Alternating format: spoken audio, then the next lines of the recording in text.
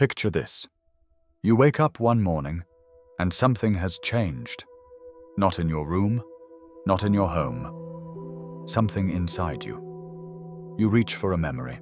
Something that happened just yesterday. But when you try to describe it out loud, someone you love looks at you with that expression, that mixture of concern and certainty, and they say with complete conviction, "That's not what happened. You're remembering it wrong." Here's what makes your blood run cold. They sound so sure. And you've been here before, many times before, so many times that now, standing in your own mind, you're no longer certain which version is real. Theirs or yours. This isn't a story about someone slowly losing their grip on reality. This is a story about someone having their reality systematically stolen from them. And here's the twist that most people don't see coming. The thief doesn't need to be cruel. They don't need to be obviously villainous. In fact, they might tell you with absolute sincerity that they're doing this because they love you. Welcome to the psychology of gaslighting. And before we're done tonight, you're going to understand something that changes how you see every relationship you've ever had. The most dangerous manipulations are the ones that make you question whether you're being manipulated at all. Take a breath. Because what we're about to explore doesn't just happen to other people. The research shows that any one of us, given the right circumstances and the wrong person, can find ourselves standing in that room wondering if the lights really are dimming or if we're losing our mind.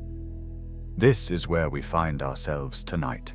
In the space between what we know and what we're told we know. In the gap between our experience and someone else's insistence that our experience isn't real.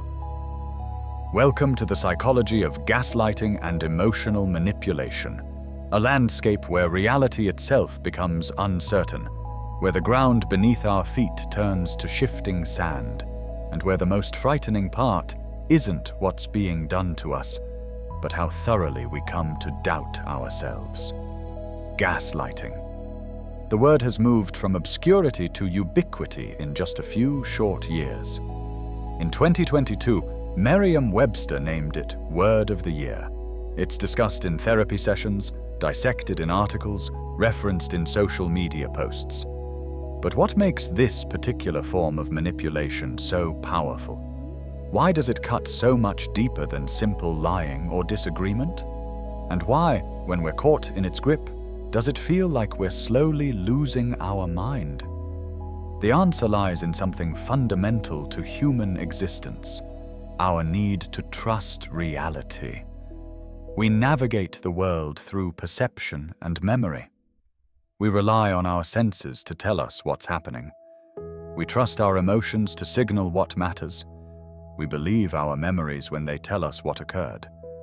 This isn't optional. It's the foundation of consciousness itself. Without the ability to trust our own experience, we have nothing solid to stand on. Gaslighting attacks this foundation. It doesn't just deceive, it systematically undermines a person's confidence in their own perception of reality. It's psychological manipulation that operates through a calculated erosion of self-trust. The gaslighter doesn't need to convince you that their version of events is true. They only need to convince you that yours might be false. Once that seed of doubt is planted, it grows on its own, fed by every subsequent denial, every contradiction, every time they make you feel like you're too sensitive, too emotional, too unreliable to trust your own mind. The term itself comes from a story about exactly this kind of manipulation. In 1938, British playwright Patrick Hamilton wrote a psychological thriller called Gaslight. The play, later adapted into films in 1940 and 1944, tells the story of a husband who slowly, methodically convinces his wife that she's losing her sanity.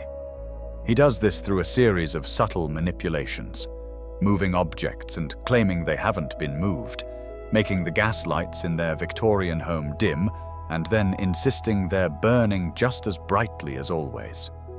When his wife notices these changes, he tells her she's imagining things. He suggests she's unwell. He isolates her from others who might confirm her reality. Gradually, she begins to believe him. Not because he's particularly persuasive, but because the alternative, that her own perceptions are unreliable, is too terrifying to accept fully, yet impossible to ignore. The play's title became shorthand for this particular form of abuse. But for decades, gaslighting remained relatively obscure, confined primarily to clinical psychology and discussions of domestic violence. The American Psychological Association noted in 2021 that the term once referred to manipulation so extreme that it could induce mental illness or justify psychiatric commitment. It was serious. It was rare. Or so people thought. Then something shifted. In the 2010s, the term began to appear more frequently. People recognized the pattern in their own lives.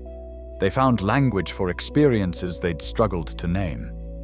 The American Dialect Society named gaslight the most useful new word of 2016. By 2018, Oxford University Press listed it as a runner-up for Word of the Year. And in 2022, when Merriam-Webster gave it top honors, the definition had evolved. Gaslighting was no longer reserved for extreme cases. It described something more common, more subtle, more insidious, the manipulation of someone's reality for personal gain. But this popularization brought complications. Some mental health professionals expressed concern that the term was being overused, applied too broadly, its meaning diluted. They worried that every disagreement was being labeled gaslighting, that genuine misunderstandings were being pathologized, that the term was losing its power to describe something truly harmful. These concerns aren't unfounded. Language matters. Precision matters. If everything becomes gaslighting, then nothing is. Yet there's something else happening here, something worth paying attention to. The surge in recognition of gaslighting isn't just linguistic inflation. It reflects a growing awareness of psychological manipulation that has always existed, but often went unnamed. People are identifying patterns in their relationships, their workplaces, their families. They're recognizing tactics that made them doubt themselves, that left them confused and diminished. They're finding validation for experiences that once felt impossible to explain. Tonight, we're going to explore this territory carefully, examining what gaslighting actually is, how it differs from other forms of manipulation, what happens in the brain when someone is gaslit, who tends to use these tactics and why, and most importantly, how people recover from this particular form of psychological abuse. We'll move through this slowly, with precision and care, because this topic touches on some of the most vulnerable parts of human experience. Our need to trust, our capacity to doubt, and the thin line between healthy skepticism and pathological uncertainty. Gaslighting exists at the intersection of trust and power. It requires a relationship where one person has given another some degree of epistemic authority, the right to help shape their understanding of reality. This might be a romantic partner, a parent, a boss, a doctor, a friend. These are people whose perspectives we value, whose input helps us calibrate our own perceptions. In healthy relationships, this mutual reality checking strengthens our confidence. Did that meeting seem tense to you too? We might ask, and the answer, whether yes or no, helps us trust our own read of the situation. But when someone with this epistemic authority begins to manipulate it, the effect is devastating. They're not just lying to us, they're corrupting the very mechanism we use to distinguish truth from falsehood. They're weaponizing our trust. And because this happens gradually, in small increments, we often don't notice until we're already deep in the fog. The fog is real. People who've experienced sustained gaslighting often describe it this way: a mental fog, a cloudiness, a sense of moving through the world without solid footing. They describe constantly second-guessing themselves. They describe exhaustion from the perpetual internal debate about what's real. They describe a particular kind of loneliness, the isolation that comes from no longer trusting their own mind. But here's what's crucial to understand from the outset. This response isn't a weakness. It isn't a failure. It's the predictable result of a very specific form of manipulation that exploits normal, healthy human psychology. Our brains are designed to learn from our environment, to update our beliefs based on new information, to trust the people close to us. These are adaptive traits. They help us survive and thrive. Gaslighting turns these strengths into vulnerabilities. Understanding this is the first step toward recognizing gaslighting, whether in our own lives or in the experiences of others. It's also the first step toward healing, because healing begins with the recognition that the confusion, the self-doubt, the erosion of confidence, these aren't symptoms of personal inadequacy. They're the intended outcomes of deliberate manipulation. The problem isn't with the person who's been gaslit. The problem is with the person doing the gaslighting. So let's begin this exploration together. Let's examine how reality gets distorted, how trust gets corrupted, how minds get tangled in uncertainty. But let's also hold on to this truth, that understanding these mechanisms gives us power. Knowledge is clarity. Recognition is the antidote to fog. And while the journey through this topic may be unsettling at times, on the other side of understanding lies something essential: the ability to trust ourselves again, to stand on solid ground, to know that what we perceive, what we feel, what we remember, these things matter. They're real, and they're ours. Take a breath. We're about to step into the psychology of manipulation, but we're stepping in together, with care, with precision, and with the knowledge that understanding these dynamics is one of the most powerful tools we have for protecting our own minds and supporting others who've lost their way in the fog. Origins. From stage to psychology. The story of gaslighting begins, appropriately enough, with theater, with illusion and performance, with the blurred line between what's real and what's staged. On a cold evening in December 1938, a play opened in London that would eventually lend its name to one of psychology's most important concepts, though no one in the audience that night could have known it. Patrick Hamilton, the playwright, crafted something unusual. Gaslight wasn't just a thriller, it was a psychological study disguised as entertainment. The play unfolded in a Victorian household where the gas lights, those flickering sources of illumination that predated electric bulbs, served as both literal and metaphorical devices. They provided light, but they also revealed darkness. The plot centers on Jack Manningham and his wife Bella. To the outside world, they appear to be a respectable couple. But within the walls of their home, something insidious is unfolding. Jack is systematically manipulating Bella's sense of reality. He moves objects, a picture, a piece of jewelry, a letter, then denies moving them. He tells Bella she's forgetful, that she's becoming hysterical, that her mind is playing tricks on her. Most significantly, he causes the gas lights in their home to dim by using lights in the sealed-off attic above, then insists to Bella that the lights haven't changed at all, that she's imagining the dimming. Why does he do this? Because Jack has a secret. Before he married Bella, he murdered a wealthy woman in that very house to steal her jewels. But he never found them all. Now he's searching the attic for the remaining treasure. His late-night searches cause the gas pressure to drop throughout the house, making the lights flicker and dim. But he can't afford for Bella to investigate. He can't risk her discovering the truth. So instead of hiding his activities, he makes her doubt her perceptions. He makes her believe she's going mad. Hamilton's play was remarkable for its time. It portrayed psychological abuse with unusual clarity and sophistication. The violence wasn't physical. There were no bruises, no shouting, no dramatic confrontations. Instead, the harm was subtle, cumulative, invisible to outsiders, but devastating to the victim. Bella's confusion, her increasing dependence on Jack's version of reality, her desperate attempts to prove she's not insane. These rang true in ways that audiences found both compelling and deeply unsettling. The play succeeded in London, running for several months. In 1940, it was adapted into a British film directed by Thorold Dickinson, with Anton Walbrook playing the manipulative husband and Diana Wynyard as his tormented wife.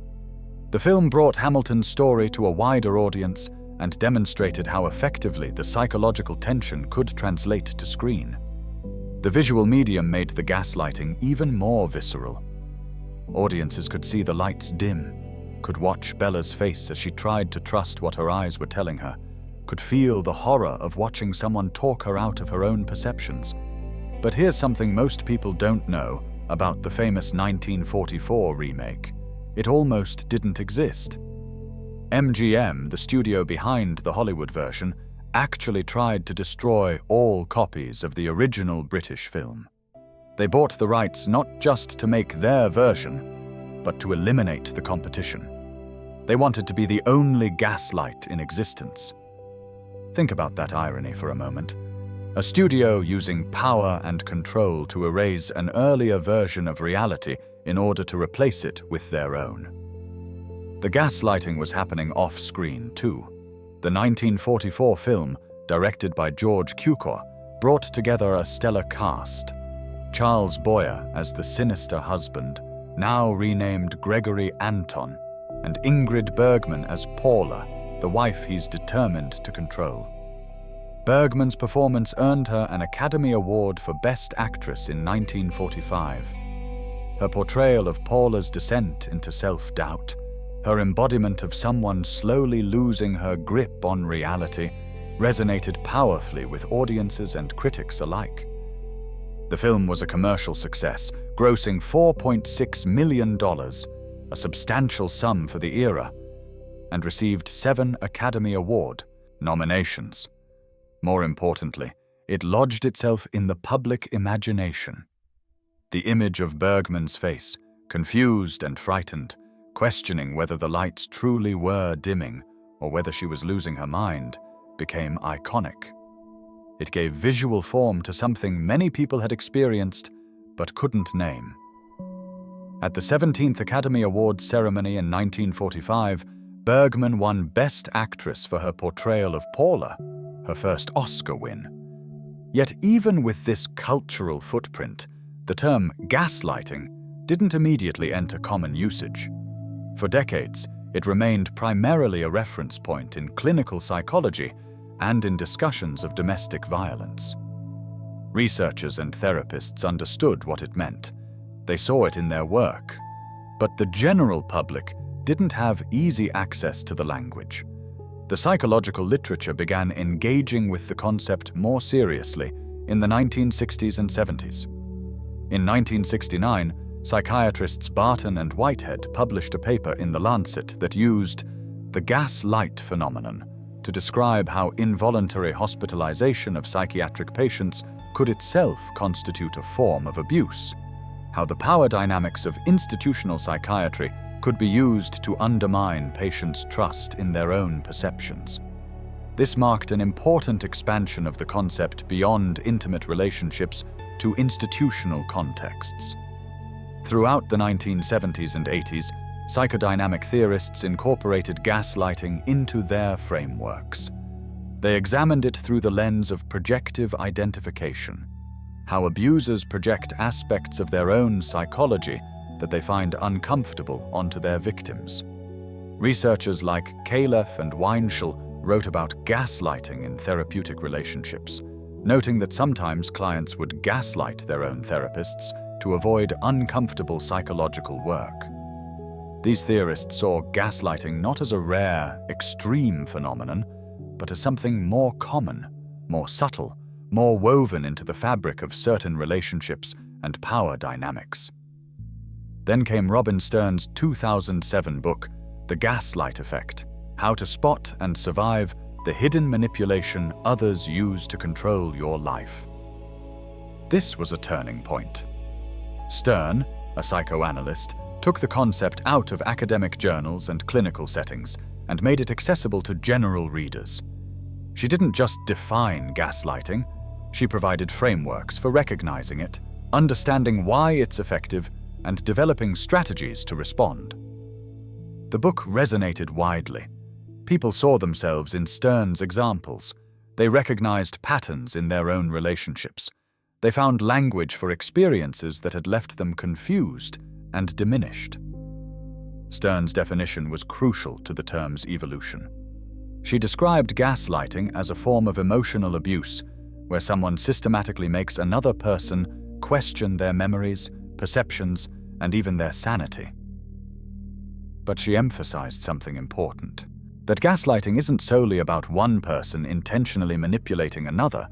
It often emerges from complex dynamics within relationships, from patterns of interaction where both parties may be unaware of what's happening until it's deeply entrenched. This nuanced view helped people recognize gaslighting in its more subtle manifestations, not just in extreme cases of deliberate psychological torture. The 2010s marked a dramatic shift in the term's visibility. Google search data shows a sharp uptick in queries about gaslighting starting around 2014.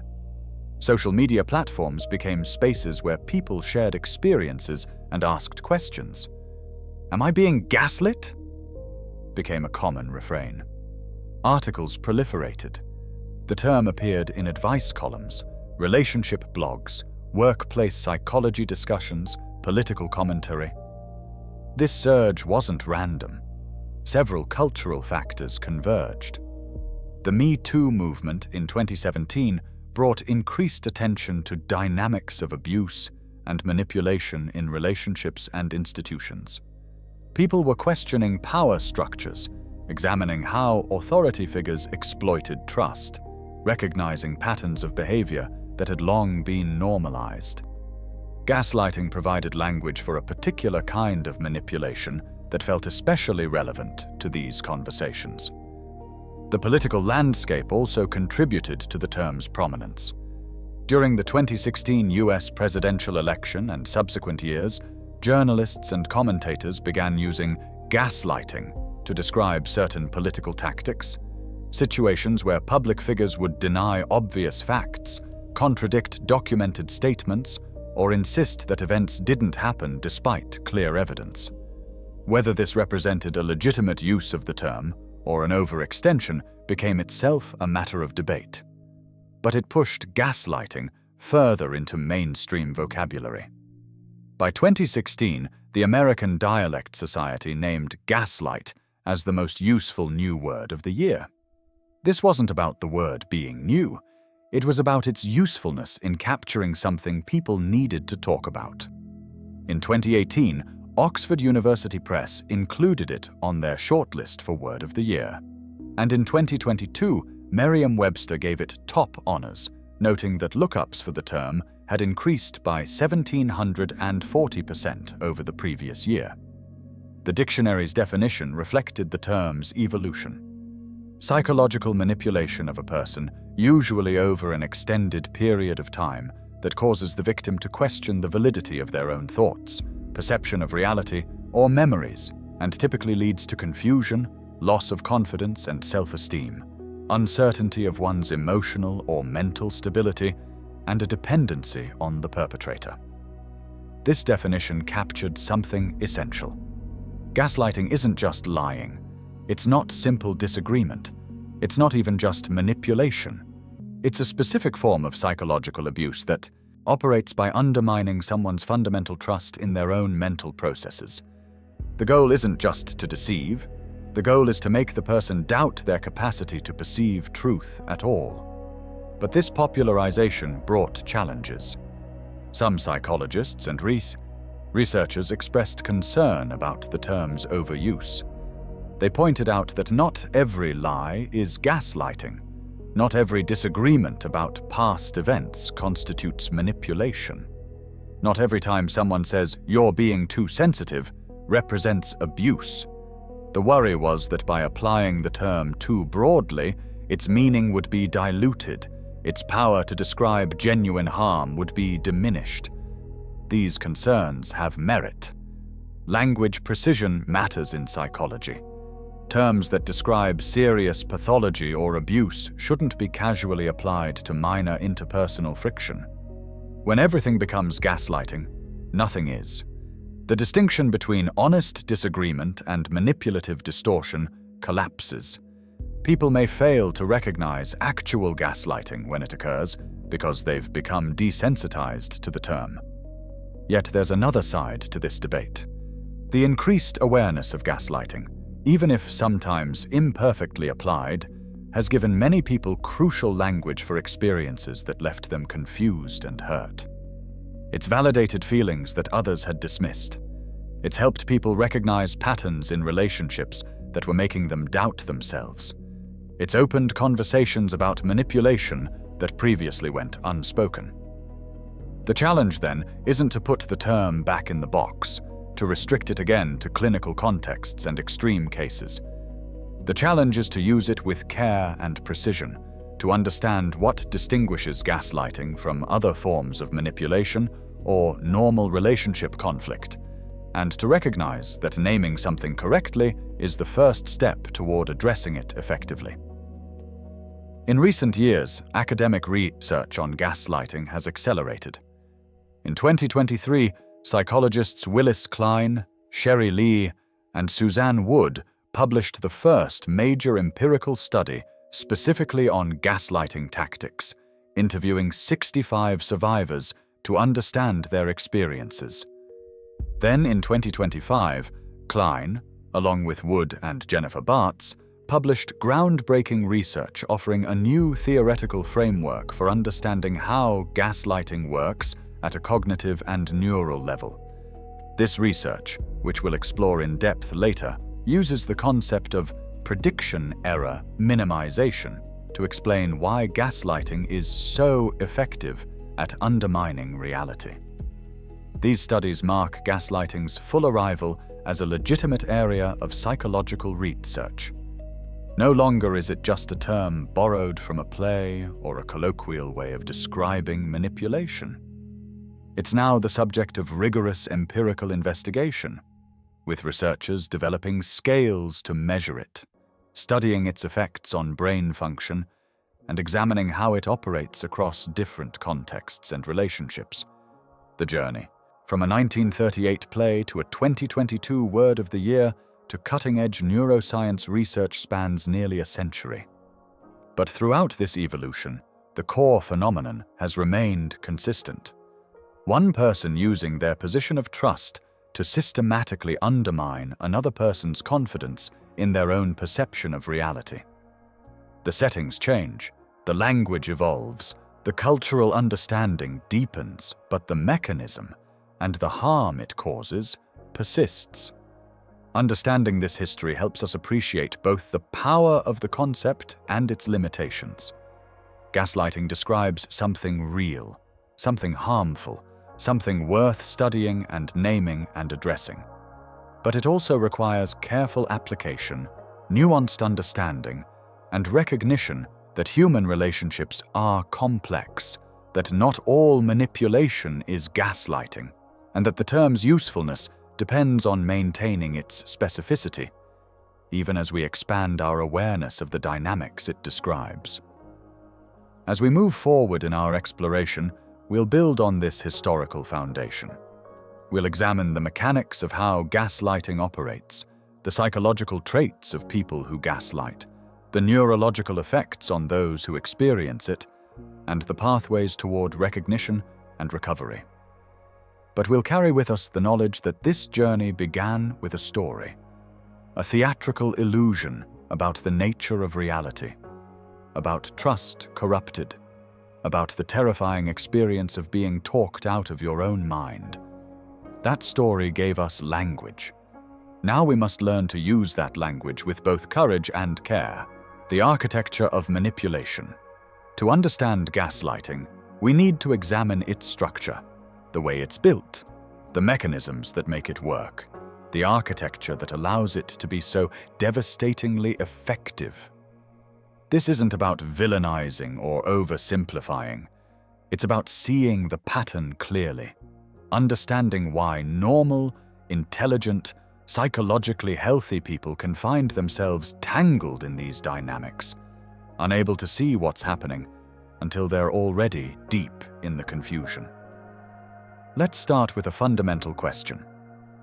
What makes gaslighting different from other forms of manipulation? All manipulation involves deception and control.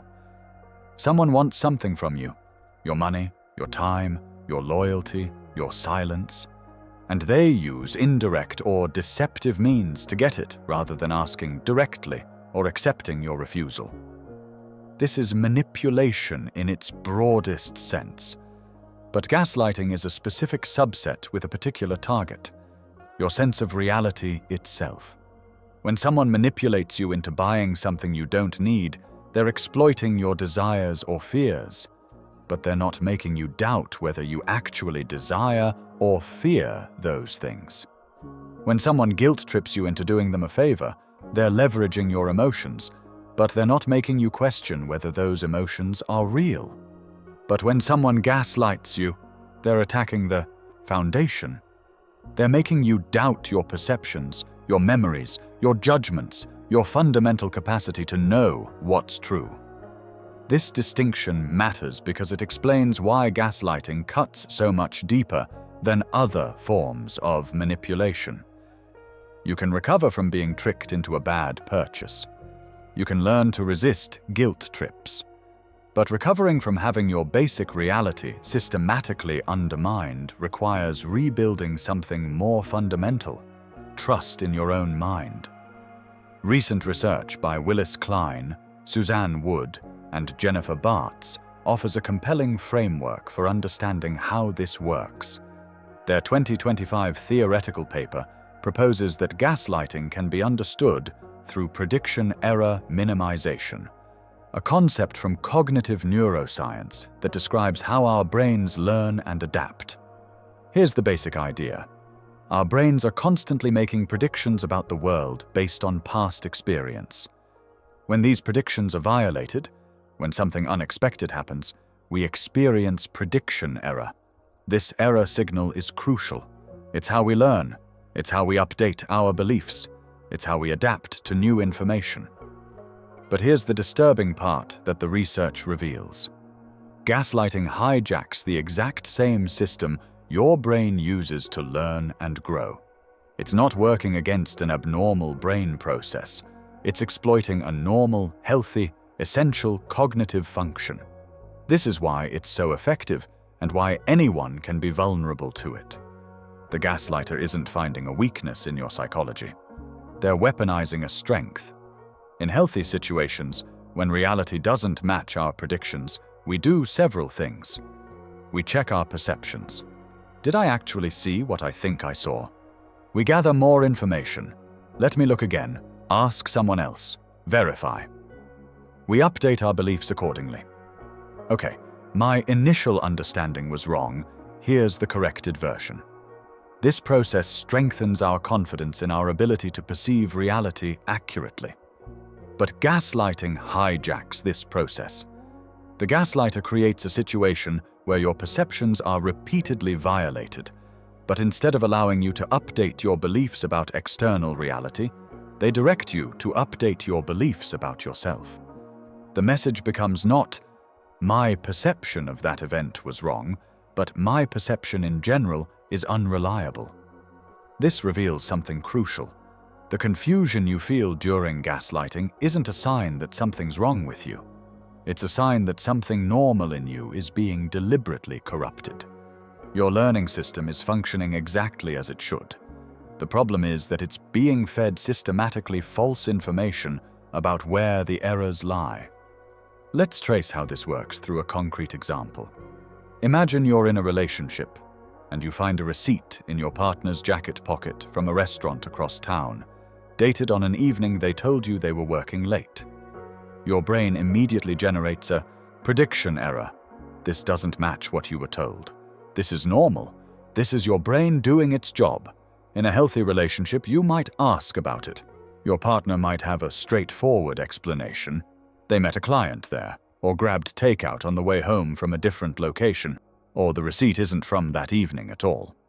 You evaluate the explanation, perhaps ask follow-up questions, and either your concern is resolved or you have reason to dig deeper. Either way, the process is transparent. Reality is being jointly constructed through honest communication. But in a gaslighting dynamic, something different happens. You show your partner the receipt and ask about it. Instead of addressing the discrepancy directly, they respond in ways that redirect the prediction error back onto you. "I already told you about that dinner. Don't you remember?" Making you doubt your memory. "You're going through my pockets now? What's wrong with you?" Making you doubt whether your concern is legitimate. "You're so paranoid. This is exactly why I don't tell you things." Making you doubt your judgment. "I can't believe you're accusing me of lying. After all I do for you." Making you doubt your right to ask questions. None of these responses address the actual discrepancy. Instead, they all do the same thing. They suggest that the problem isn't the unexplained receipt, but your response to it. They redirect the prediction error from "something doesn't match" to "something is wrong with me for noticing." And here's the insidious part. If this happens repeatedly, if every time you notice a discrepancy, you're told the problem is with you, your brain starts to learn a different pattern. Not "my partner's behavior is inconsistent," but "my perception is unreliable." Not "I'm not getting straight answers," but "I ask unreasonable questions." Not "things aren't adding up," but "I'm bad at adding." This is why Klein, Wood, and Bartz emphasize that gaslighting depends on what they call epistemic trust. Your trust in someone else as a reliable source of knowledge about reality. This trust is actually a healthy, necessary part of human cognition. We can't independently verify everything. We depend on trusted others, especially close others like partners, parents, bosses, doctors, to help us calibrate our understanding of the world. Think about how often you check your reality against someone else's. Was I being too sensitive in that meeting? Did I handle that situation okay? Am I remembering this correctly? These questions aren't signs of weakness. They're signs of healthy epistemic humility and social cognition. We're built to be collaborative reality checkers. This keeps us accurate, keeps us calibrated, keeps us from drifting into solipsistic isolation. But this very strength becomes a vulnerability when someone with epistemic authority, someone whose perspective you've learned to trust, begins systematically undermining your reality. Because you're already disposed to consider their perspective, their persistent contradictions of your perceptions create genuine uncertainty. And because this happens gradually, in small increments, you don't notice the shift from "I'll check my perception against yours" to "I can't trust my perception at all." The researchers identify several key features that characterize gaslighting and distinguish it from other phenomena. First, there's the creation of what they call surreality, an environment where the target's perceptions of reality are consistently contradicted. This isn't occasional disagreement. This is systematic contradiction. The lights dim, but you're told they don't. You hear yelling, but you're told you're overreacting to normal conversation. You remember a promise, but you're told it was never made. The cumulative effect of these repeated violations is disorientation. Second, there's the attribution of incompetence. The gaslighter doesn't just say, "I disagree with your interpretation." They suggest that your disagreement stems from a fundamental flaw in your perception or judgment. You're too sensitive. You're paranoid. You're irrational. You're remembering wrong because you're stressed. or because you're unstable, or because you can't handle the truth. The message is that the problem isn't the specific instance, but your general capacity. Third, there's isolation from alternative sources of reality confirmation. Gaslighters often work to separate their targets from other relationships where those targets might get validation for their perceptions. Your friends don't understand our relationship. Your family just wants to cause problems. Everyone thinks you're being unreasonable. Whether these claims are true or not, they serve to cut off access to other perspectives that might confirm the target's reality. Fourth, there's the cultivation of dependence. As targets lose confidence in their own perceptions, they become more dependent on the gaslighter as the arbiter of reality. Am I overreacting? Becomes a question asked not out of genuine curiosity, but out of desperate need for external validation. And because the gaslighter controls the answer, they control the target's understanding of reality. These features work together to create a self-reinforcing cycle. Perception is contradicted, which creates doubt. Doubt leads to seeking confirmation from the gaslighter. The gaslighter's response increases doubt rather than resolving it. Increased doubt leads to more dependence on the gaslighter. More dependence gives the gaslighter more power to shape reality. And so, the cycle spirals. But here's something crucial to understand. This cycle doesn't require conscious intent. Some gaslighters are deliberate in their manipulation, like Gregory in the film Gaslight, who carefully orchestrates his wife's confusion to serve his purposes. But others gaslight without full awareness of what they're doing.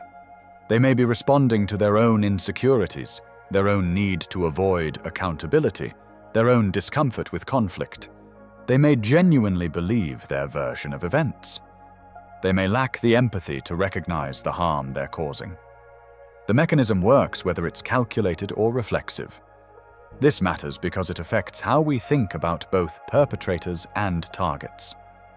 Understanding gaslighting as a systematic pattern, rather than just a set of conscious choices, helps us recognize it in its subtle forms. It also helps us understand why intelligent, perceptive people can be gaslit. The issue isn't that they're naive or weak.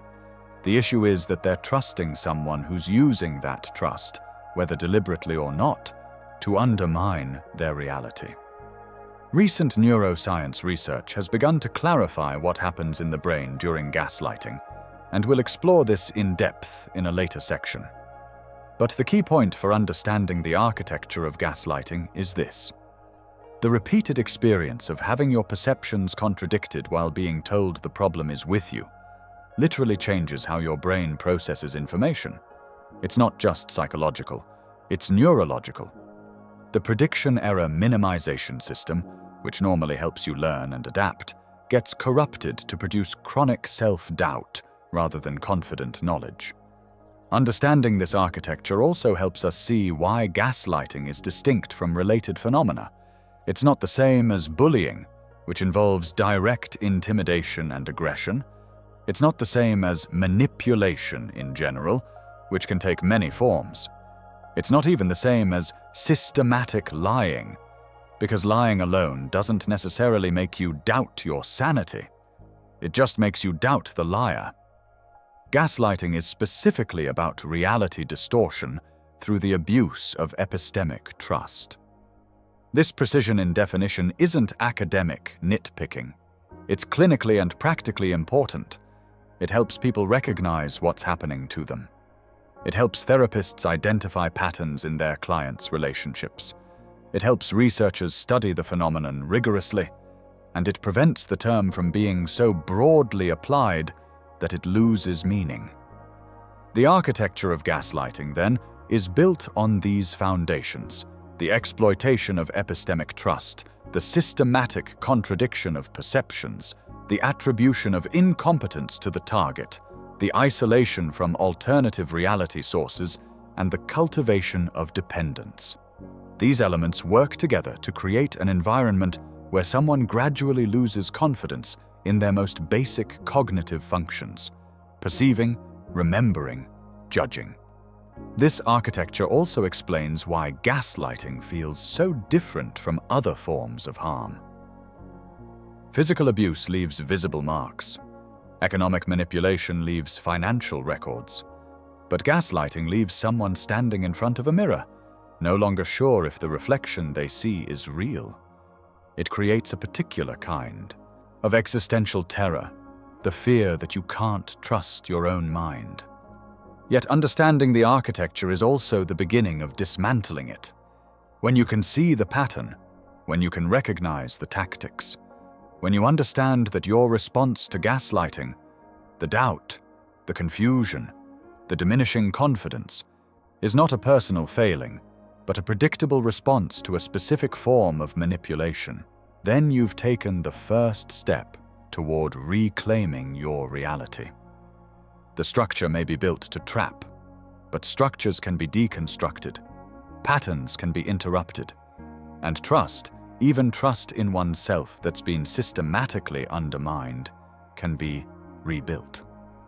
We'll explore how in later sections, but first, we need to look more closely at the specific tactics gaslighters use and why they're so effective at destabilizing reality.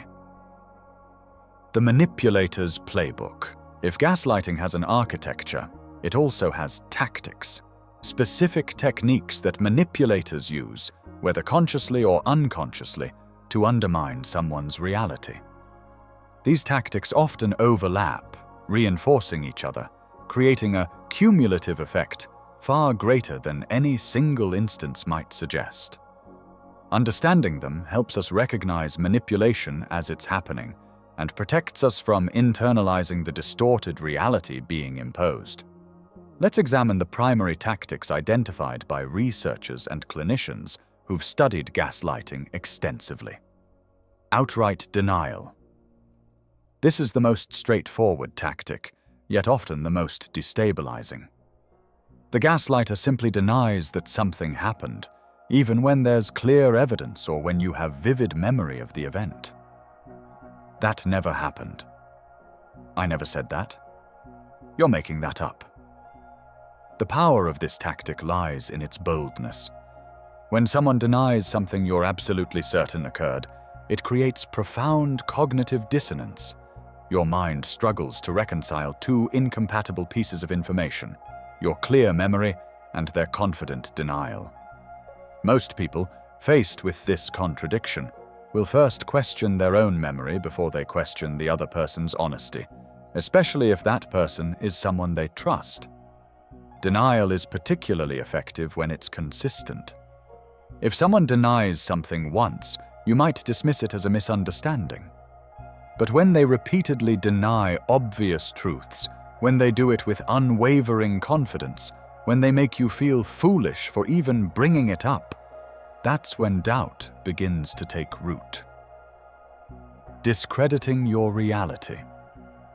Rather than denying specific events, this tactic involves undermining your general capacity for accurate perception. You're too sensitive. You're being paranoid. You're overreacting. You always blow things out of proportion. You can't take a joke. You're too emotional to think clearly. These statements do something insidious. They shift the conversation from the content of your concern to the character of your perception. They suggest that, even if something did happen, your response to it is the real problem. Over time, this makes you hesitant to trust your own reactions. You start preemptively doubting yourself. Maybe I am too sensitive. Maybe I am overreacting. Maybe the problem is with me. The gendered dimension of this tactic is significant. Women are disproportionately told they're too emotional or hysterical.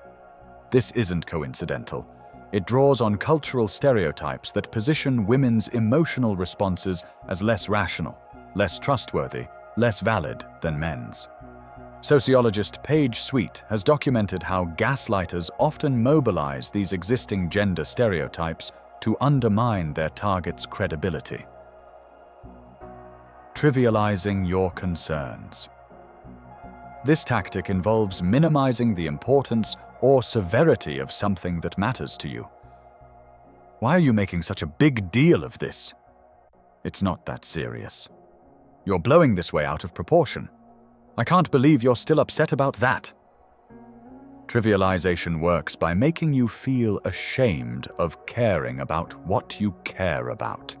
It suggests that your priorities are skewed, that you're focusing on the wrong things, that your emotional calibration is off. Over time, you may stop bringing up concerns not because they've been resolved, but because you've learned that expressing them will lead to them being dismissed. Research on workplace gaslighting by Kukreja and Pandey identified trivialization as one of two core dimensions of gaslighting in professional settings. When supervisors trivialize subordinates' concerns about workload, about treatment, about policy violations, it creates an environment where legitimate grievances go unaddressed because employees learn that raising them will only result in being made to feel foolish. Deflection and blame shifting. When confronted with something they've done, gaslighters often deflect by turning the focus onto you. I wouldn't have yelled if you hadn't provoked me. I'm only like this because you make me so frustrated. You're the reason I have to behave this way. If you would just listen, I wouldn't have to repeat myself so loudly. This tactic is particularly insidious because it contains a kernel of interactive truth. Relationships are systems, behaviors affect each other, but gaslighters exploit this truth to avoid accountability. They position their harmful behavior as a reasonable response to your provocation, making you responsible not just for your actions but for theirs as well. The result is that you find yourself constantly monitoring and adjusting your behavior to try to prevent their negative reactions. You walk on eggshells. You preemptively apologize. You take responsibility for things that aren't your fault. The power dynamic becomes completely skewed. They act. You're responsible. Rewriting history. Gaslighters often present a version of past events that contradicts your memory in ways that serve their purposes. They might exaggerate your mistakes and minimize their own. They might deny promises they made. They might claim you agreed to things you never agreed to. They might describe conversations that happened very differently than you remember them happening. Sometimes this happens gradually, with small revisions that accumulate over time. I never said I'd be home by 6. I said I'd try to be home by 6. You knew I was meeting with her. I told you weeks ago. We agreed that you'd handle the bills. Don't you remember? Each individual revision might seem small enough to doubt your own memory about, but cumulatively, they rewrite history in ways that consistently favor the gaslighter's interests. Research by Klein, Lee, and Wood, based on interviews with 65 survivors of gaslighting, found that historical revision was one of the most commonly reported tactics. Survivors described feeling like they were constantly negotiating basic facts about shared past experiences, never able to trust their own memories because those memories were regularly contradicted with confidence and conviction. Withholding information. This tactic involves keeping you in the dark about information you need to understand a situation accurately. Then, when you're confused or make decisions based on incomplete information, using that confusion against you. How could you not know that? I told everyone. You should have asked. That's common knowledge. If you don't know, that's on you. Withholding is particularly common in workplace gaslighting. Supervisors may deliberately exclude employees from meetings, fail to share important communications, or provide vague instructions. Then, when work doesn't get done correctly, they frame it as the employee's incompetence rather than acknowledging that the employee was set up to fail. Love bombing and intermittent reinforcement. This tactic involves alternating between intense positive attention, affection, compliments, promises, gifts, quality time, and withdrawal, criticism, or neglect. The inconsistency keeps you off balance. You never quite know which version of the person you're going to get. Love bombing is particularly effective early in relationships. When someone showers you with attention and affection at the beginning, you're more likely to excuse later behavior that doesn't align. You remember the good times. You hold on to the hope that you'll get back to that initial intensity. This makes you more willing to accept their version of reality when conflicts arise, more willing to doubt yourself rather than question them. The pattern of intermittent reinforcement, periods of warmth followed by coldness, promises followed by disappointments, apologies followed by repetition, creates a psychological dynamic similar to addiction. You keep trying to earn back the positive attention, keep trying to figure out what you did to cause the withdrawal, keep trying to return to the earlier state when things felt good. Child triangulation. This involves bringing third parties into the dynamic to validate the gaslighter's perspective and undermine yours. Everyone thinks you're being unreasonable. I was talking to your mother, and even she agrees you're overreacting. Your friends have told me they're worried about you. Sometimes these third parties are real people who've actually expressed these views. Sometimes they're invented, or their actual views are misrepresented. Either way, triangulation serves to isolate you and make you feel like you're the only one who sees things the way you do. If everyone else supposedly agrees with the gaslighter, then the problem must be with you. This tactic is particularly powerful because humans are deeply social creatures. We use social consensus as a reality check. When we're told that others share a perspective different from our own, it naturally makes us question ourselves. Gaslighters exploit this tendency systematically. Projection. Projection involves attributing to you the very behaviors or attitudes that the gaslighter is actually exhibiting. They accuse you of being manipulative when they're the one manipulating. They call you paranoid when they're the one being secretive. They say you're unstable when they're the one creating chaos. Psychologists understand projection as a defense mechanism, a way of managing uncomfortable aspects of oneself by locating them in others instead. But in gaslighting dynamics, it serves a strategic purpose, whether or not it's conscious. It preemptively deflects attention from the gaslighter's behavior and puts you on the defensive. If you're busy defending yourself against false accusations, you're not examining their actual behavior. Moving the goalposts. This tactic involves changing expectations or standards after you've met the original ones. You do what was asked, but now it's not good enough, or it wasn't actually what they wanted, or the situation has changed, and now they need something different. The target keeps moving. In relationships, this might look like, I need you to spend more time at home. You adjust your schedule to be home more. Well, being home isn't enough. You need to be more present. You try to be more engaged. You're trying too hard now. It feels forced. You can never quite get it right because the definition of right keeps shifting. In workplaces, moving goalposts is a common form of institutional gaslighting. Standards for performance are vague or shifting. Feedback is contradictory. Success is redefined after it's achieved.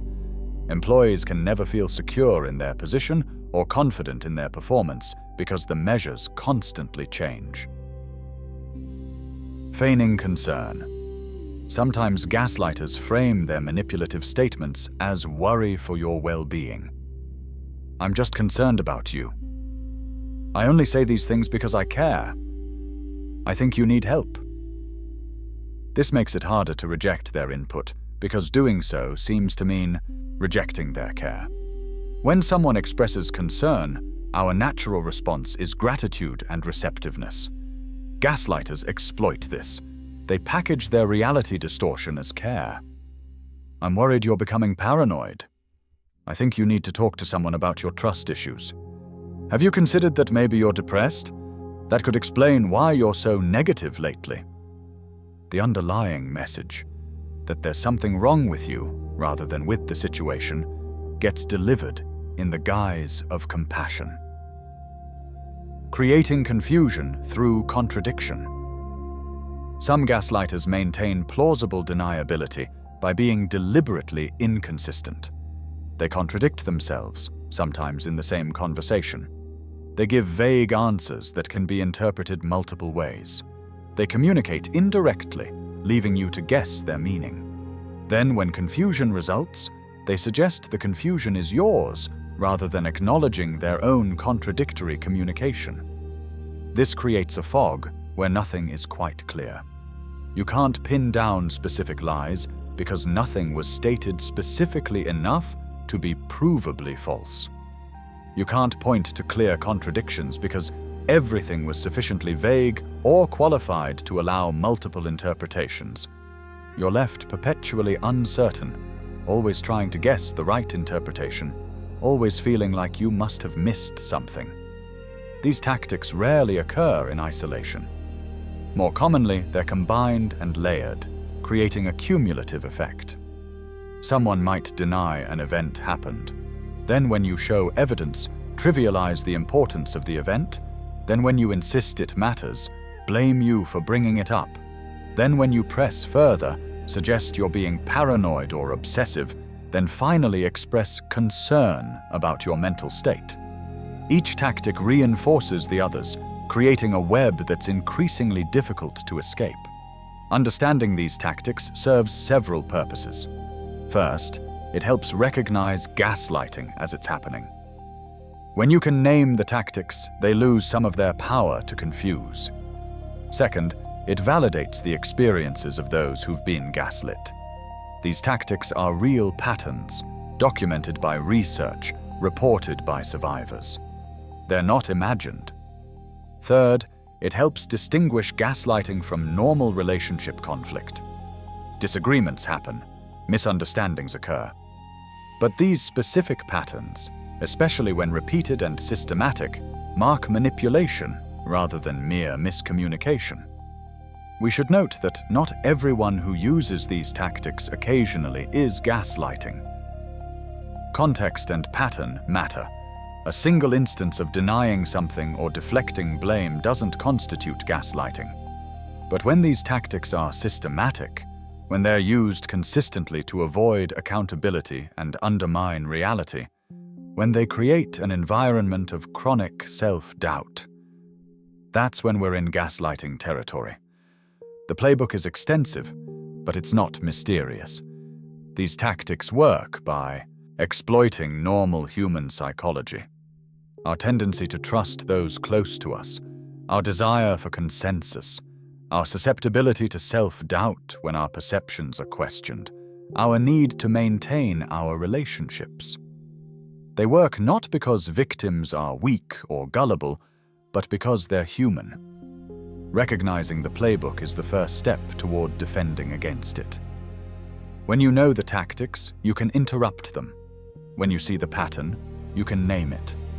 And when you name it, you begin the process of reclaiming your reality from someone who's been systematically distorting it. The fog doesn't clear instantly, but understanding the mechanisms that create it is how the clearing begins. The psychology behind the mask. Who gaslights?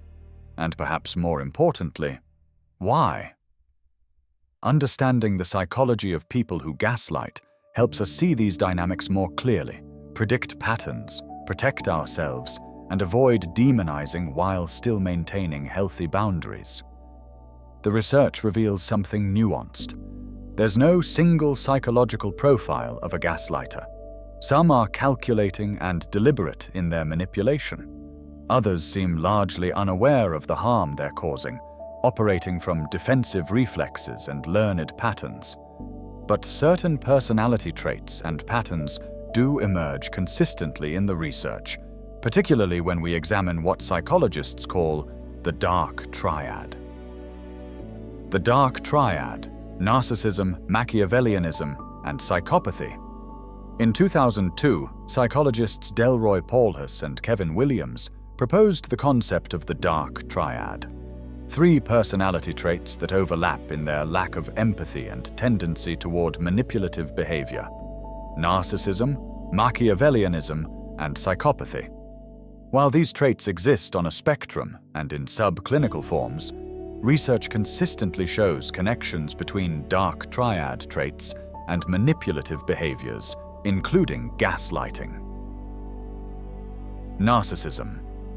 Narcissism, in its personality trait form, as opposed to narcissistic personality disorder, involves grandiosity, entitlement, a strong need for admiration, and difficulty with empathy. People high in narcissistic traits tend to see themselves as special, deserving of better treatment than others, and threatened by anything that challenges their inflated self-image. When narcissists gaslight, clinical observations suggest it often stems from this need to maintain their self-image. If you point out a mistake they made, acknowledging it would threaten their sense of superiority. Rather than accept fallibility, they deny the mistake happened, suggest you're remembering wrong, or reframe it so that it wasn't actually a mistake at all. Your reality becomes collateral damage in their need to maintain their self-concept. Research using the Narcissistic Personality Inventory, developed by Raskin and Hall in 1979, has shown that people scoring high on narcissism are more likely to gaslight in relationships. They're more likely to deny events, more likely to undermine their partner's credibility, more likely to project their own behaviors onto others. Based on these correlations and clinical case studies, the underlying mechanism seems to be that they genuinely struggle to tolerate any information that contradicts their grandiose self-view, and they're willing to distort reality to protect that view. Importantly, narcissists often aren't consciously scheming when they gaslight.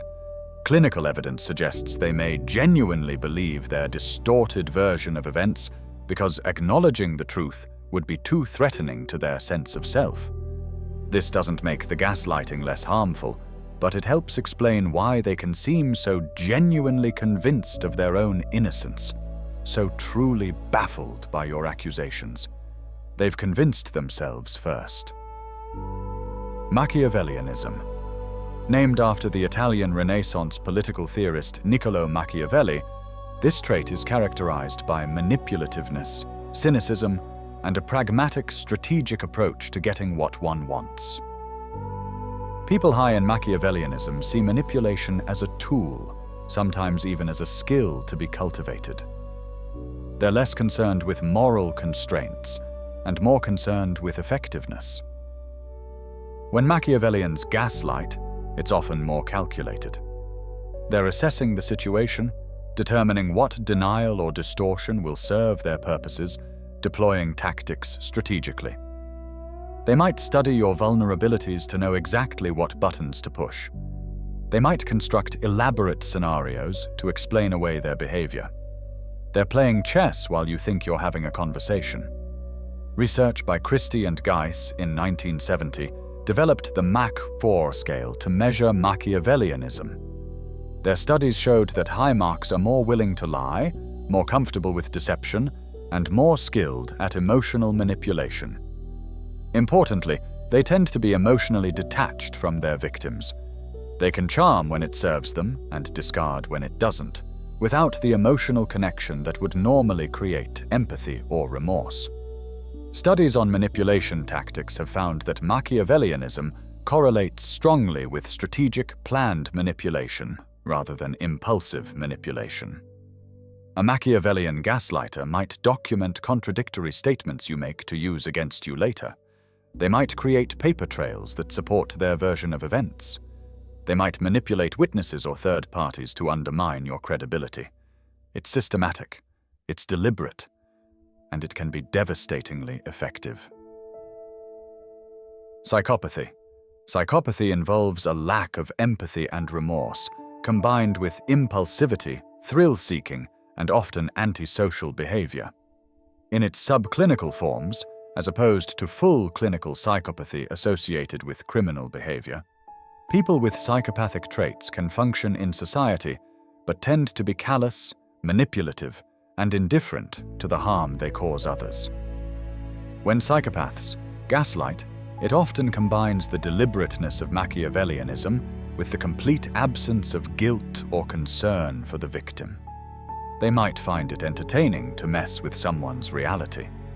They might do it simply because they can, because it gives them a sense of power, because the response they provoke is interesting to them. Research using the self-report psychopathy scale has found that psychopathic traits correlate with particularly harmful forms of manipulation. People scoring high on psychopathy are more likely to use intimidation alongside gaslighting, more likely to isolate victims, more likely to escalate to other forms of abuse. The combination of manipulative skill and complete lack of empathy creates some of the most dangerous gaslighting dynamics: the overlap and the distinctions. While these three traits are distinct, they share what Paulus and Williams called a callous core, a deficit in empathy, a willingness to exploit others, and a tendency to justify or rationalize harmful behavior. All three correlate with manipulativeness, though they manifest differently. Research has shown that all three Dark Triad traits correlate negatively with agreeableness in the Big Five personality model. This makes sense. Agreeable people prioritize social harmony and others' well-being, while Dark Triad personalities prioritize their own goals and are willing to violate social norms to achieve them. Interestingly, studies have found gender differences in Dark Triad traits, with men generally scoring higher than women on all three, particularly on Machiavellianism and psychopathy. This aligns with research showing that men are more likely to be perpetrators of intimate partner violence and other forms of interpersonal manipulation, though of course women can and do exhibit these traits and behaviors as well.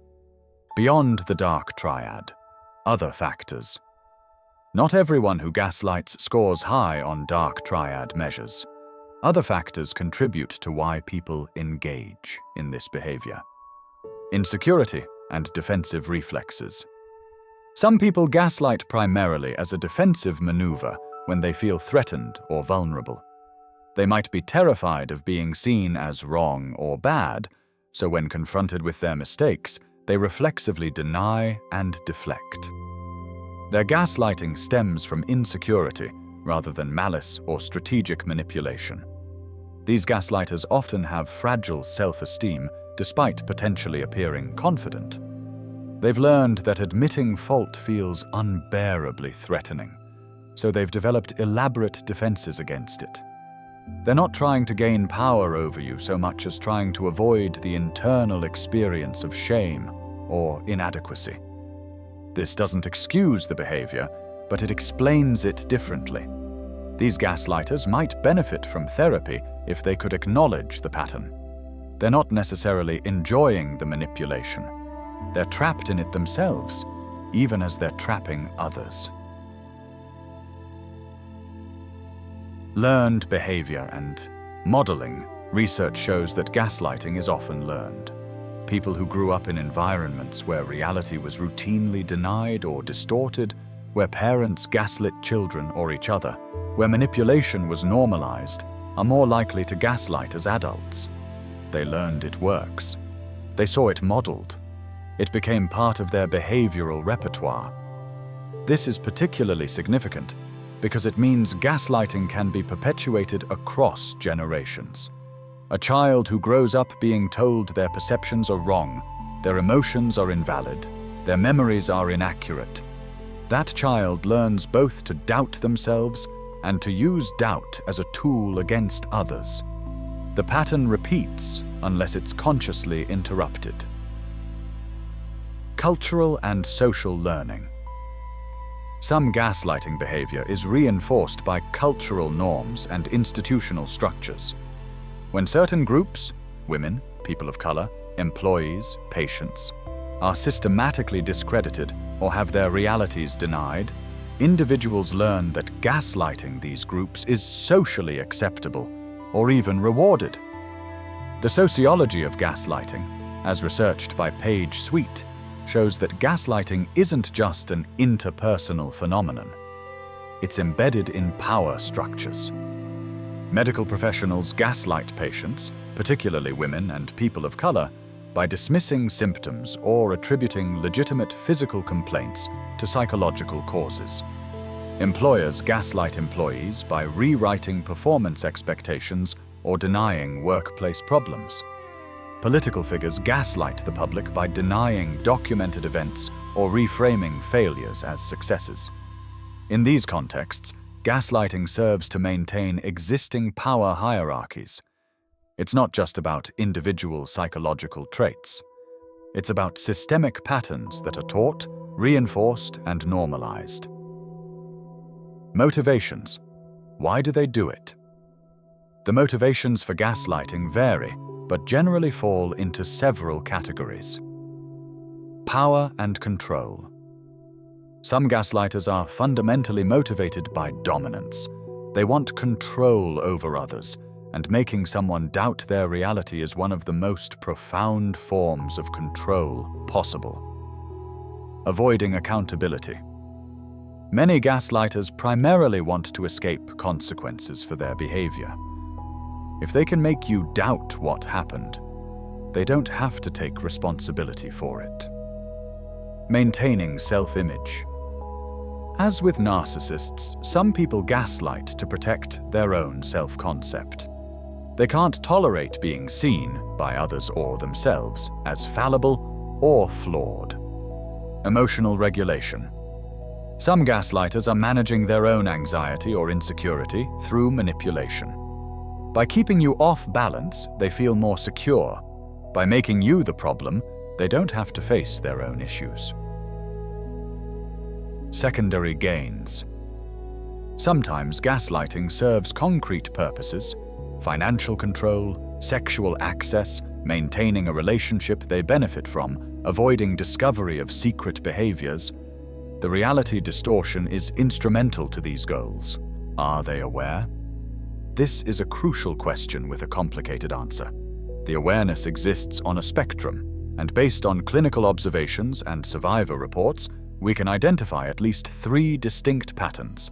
Some gaslighters appear to be highly conscious of what they're doing, the way they adjust tactics based on what works, the calculated timing of their contradictions, the strategic deployment of specific phrases. These patterns suggest deliberate intent. They might even find it amusing or satisfying. Research on Machiavellianism supports this interpretation, showing that individuals high in this trait can consciously view manipulation as a tool to be refined and deployed strategically. Others seem to operate with partial awareness.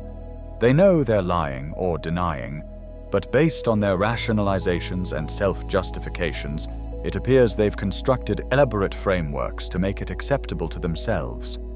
They might tell themselves they're protecting their partner from information they couldn't handle, or that they're teaching someone to be less sensitive.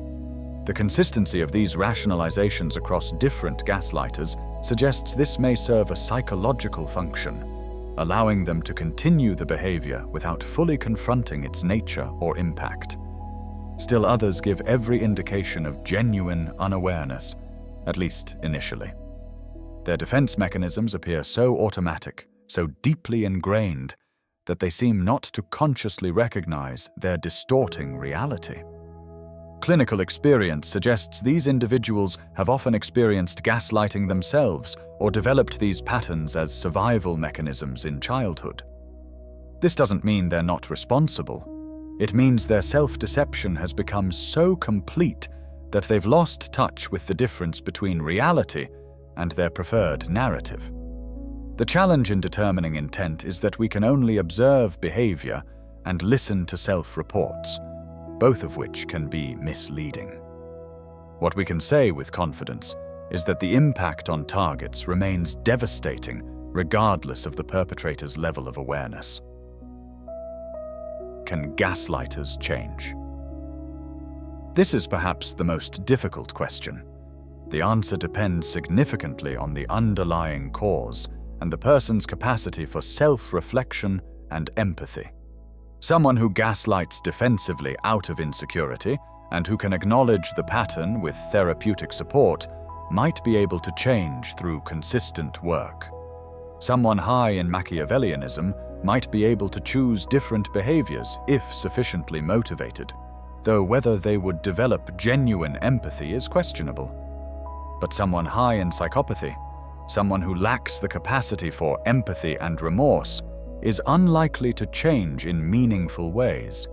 They might learn to modify their behavior to avoid consequences, but the underlying callousness remains.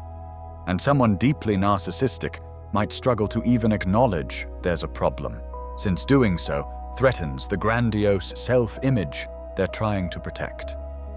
The reality is that change requires several things: recognition of the problem, genuine desire to change, capacity for empathy and self-reflection, willingness to do difficult therapeutic work, and usually external support and accountability. Many people who gaslight either can't or won't engage in this process. This is why, while understanding the psychology of gaslighters helps us have compassion and avoid oversimplifying, it doesn't obligate us to stay in relationships with them or to prioritize their potential for change over our own well-being.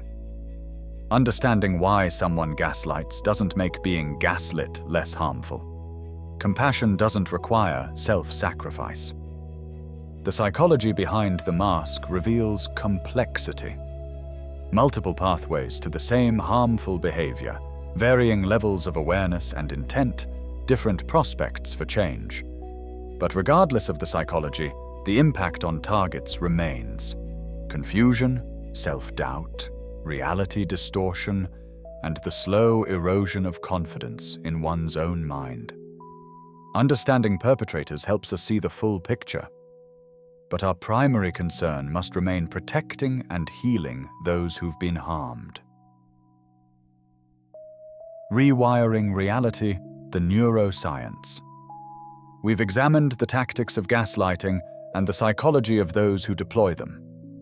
Now let's turn to what happens inside the brain of someone being gaslit.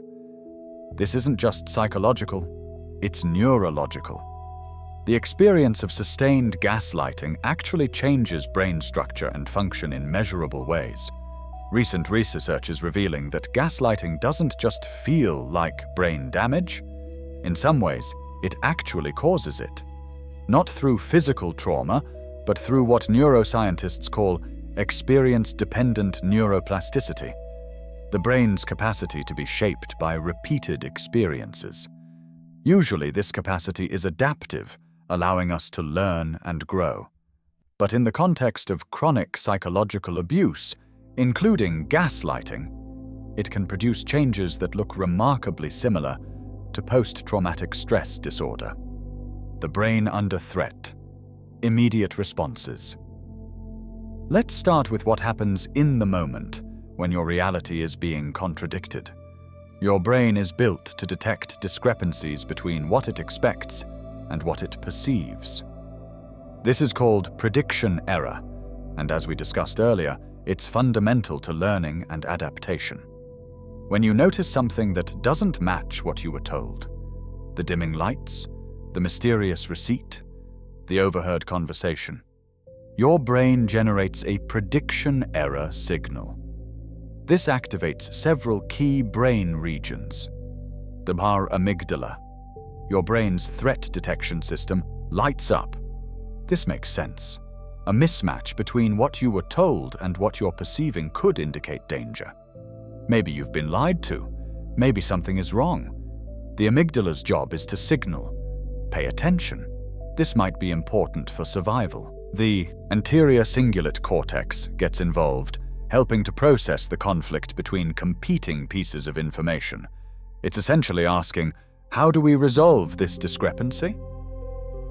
The core hippocampus, crucial for memory formation and retrieval, activates as you try to remember exactly what was said, when it was said, whether your current perception matches past experiences. The prefrontal cortex, responsible for executive functions like reasoning and decision-making, engages to try to make sense of the situation, evaluate evidence, and determine the best response. In a healthy scenario, this system works beautifully. You detect the discrepancy, evaluate it, resolve it, either by updating your understanding of reality or by recognizing someone lied to you, and move on. Your confidence in your perceptions either stays stable or increases as you successfully navigate the situation. But in gaslighting, something different happens. The person whose perspective you trust, whose epistemic authority you've granted, insists that the problem isn't with their behavior, but with your perception. They tell you the lights aren't dimming, you're imagining it. They say the receipt isn't suspicious, you're paranoid for questioning it. They claim the conversation you overheard was innocent, you're crazy for interpreting it otherwise. Now your brain faces a different kind of prediction error. Not just the data doesn't match the story, but the trusted source is contradicting my perception. Your brain is built to use trusted others to calibrate reality. When that trusted source systematically contradicts your perceptions, you're caught between two neurological imperatives: trust your senses and trust your trusted source. The neuroscience of self-doubt, chronic changes. This is where Willis Klein, Suzanne Wood, and Jennifer Bartz's research becomes crucial. In their 2025 theoretical paper, they explained how repeated gaslighting rewires the prediction error system itself. Normally, when reality doesn't match your prediction, your brain adjusts its prediction about reality. I thought the lights were stable, but they're actually dimming, so I'll update my model to include variable lighting. But when someone consistently tells you that your perception is the problem, your brain starts adjusting its prediction about your perceptual reliability instead. I thought I could trust what I see, but maybe I can't, so I'll update my model to include unreliable perception. This isn't conscious. It's happening at the level of basic neural learning. Your brain is trying to minimize prediction errors, and if the errors keep occurring, and you're consistently told they stem from your perceptual unreliability, your brain adapts by becoming less confident in your perceptions. The prediction error minimization system, which should be helping you understand reality more accurately, is instead being trained to doubt your capacity to perceive reality at all. Over time, this produces measurable changes in brain function. Research using neuroimaging has shown that people who've experienced chronic psychological abuse, including gaslighting, show patterns of brain activity remarkably similar to those seen in PTSD. Hyperactive amygdala. The threat detection system becomes overactive, constantly scanning for danger. Every interaction becomes potentially threatening because you've learned that your perceptions might be challenged, your reality might be denied. The amygdala stays on high alert, flooding the system with stress hormones. Elevated cortisol. Chronic activation of the stress response leads to persistently elevated cortisol. This stress hormone, helpful in short-term dangerous situations, becomes toxic when chronically elevated. It interferes with memory formation, which is why people who've been gaslit often have trouble remembering details clearly. It impairs immune function, it disrupts sleep, it contributes to anxiety and depression. Prefrontal cortex dysfunction.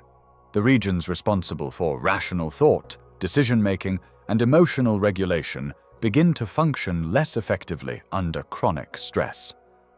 This is why people being gaslit often describe feeling foggy, confused, unable to think clearly. It's not imagination. The stress of sustained reality contradiction is literally impairing the brain regions that help us think rationally. Hippocampal changes. Perhaps most troubling, research has shown that chronic psychological stress can actually reduce the volume of the hippocampus, the brain region crucial for memory formation and retrieval. This means gaslighting doesn't just make you doubt your memories, it can actually impair your ability to form and access accurate memories. The very tool you need to defend against gaslighting, reliable memory, is being damaged by the gaslighting itself. The vicious cycle. These changes create a vicious cycle. As your brain becomes less confident in your perceptions, you become more dependent on external validation. You seek more reassurance from the very person who's undermining your reality. They provide that reassurance inconsistently, sometimes validating, sometimes contradicting, keeping you off balance. This intermittent reinforcement is particularly powerful at maintaining the dynamic. Your hyperactive amygdala makes you anxious, which the gaslighter may point to as evidence of your instability. See how anxious you get? That's not normal. You need help. Your impaired prefrontal function makes decision-making harder, which they may frame as evidence of your incompetence. You can't even make simple decisions. What's wrong with you? Your memory problems, caused partly by chronically elevated cortisol, become evidence that you can't trust your memories. You always forget things. You're so scattered. Each neurological symptom of gaslighting is used as proof that you're the problem, which deepens the gaslighting, which worsens the neurological symptoms. The cycle spirals. Similarities to trauma. Researchers have noted that the neurological profile of someone who's been gaslit for an extended period looks remarkably similar to someone with complex post-traumatic stress disorder. Both show hyperactive threat detection, dysregulated stress responses, impaired executive function, and memory difficulties. This makes sense when we understand that psychological safety is as real a need as physical safety. When your fundamental trust in reality is repeatedly violated, when you can't trust your own mind, when the person you depend on is the source of the confusion, this is traumatic. It's a different kind of trauma than physical abuse or single-event trauma, but it's trauma nonetheless. But here's the reveal that changes everything. The comparison to PTSD isn't metaphorical. Brain scans of people who've experienced sustained gaslighting show actual structural and functional changes. In studies comparing neuroimaging results, researchers found that chronic psychological manipulation produces brain patterns that are virtually indistinguishable from those seen in combat veterans with PTSD. The same hyperactive amygdala, the same prefrontal cortex dysfunction, the same hippocampal changes. This means something profound. When survivors of gaslighting say, "I feel like I'm going crazy," they're not being dramatic. Their brains have literally been shaped by the experience in ways that mirror recognized trauma disorders. The fog they describe, the confusion, the difficulty thinking clearly, these aren't weaknesses or character flaws. They're measurable neurological changes caused by sustained psychological abuse. And here's what that tells us. Gaslighting isn't just mind games, or being dramatic, or relationship drama. It's a form of psychological abuse serious enough to cause the same brain changes we see in people who've survived war zones. The invisible injury is real. The wound is physical, even if it leaves no scars you can see. The social brain hypothesis. Klein, Wood, and Bartz's framework also draws on research about how fundamentally social our brains are. We don't construct reality in isolation. We do it in collaboration with others. Our sense of what's real, what's true, what matters, these are shaped through our interactions with trusted others. This capacity for shared reality is usually adaptive. It allows culture, cooperation, collective problem-solving. It's why humans are so successful as a species. We can pool our knowledge, share our perspectives, build on each other's insights. But this very capacity creates vulnerability. We're neurologically wired to use trusted others as reference points for reality. When someone occupies that trusted position and abuses it, They have direct access to our reality construction system. They're not just lying to us. They're interfering with the mechanism we use to determine what's true. Research in social neuroscience has shown that when we're with people we trust, our brains actually synchronize. Neural activity in certain regions becomes correlated. We're literally sharing mental states. This neural synchrony facilitates communication, empathy, cooperation. But in gaslighting relationships, this synchrony becomes corrupted. The shared mental space becomes a space where the gaslighter's distorted reality colonizes the target's mind. Not permanent. The hope of neuroplasticity. Here's the crucial point, though. These changes, while real and significant, are not necessarily permanent. The same neuroplasticity that allows gaslighting to reshape the brain also allows recovery to restore it. And here's the reveal that changes everything about recovery. The brain changes caused by gaslighting aren't just damage to be repaired.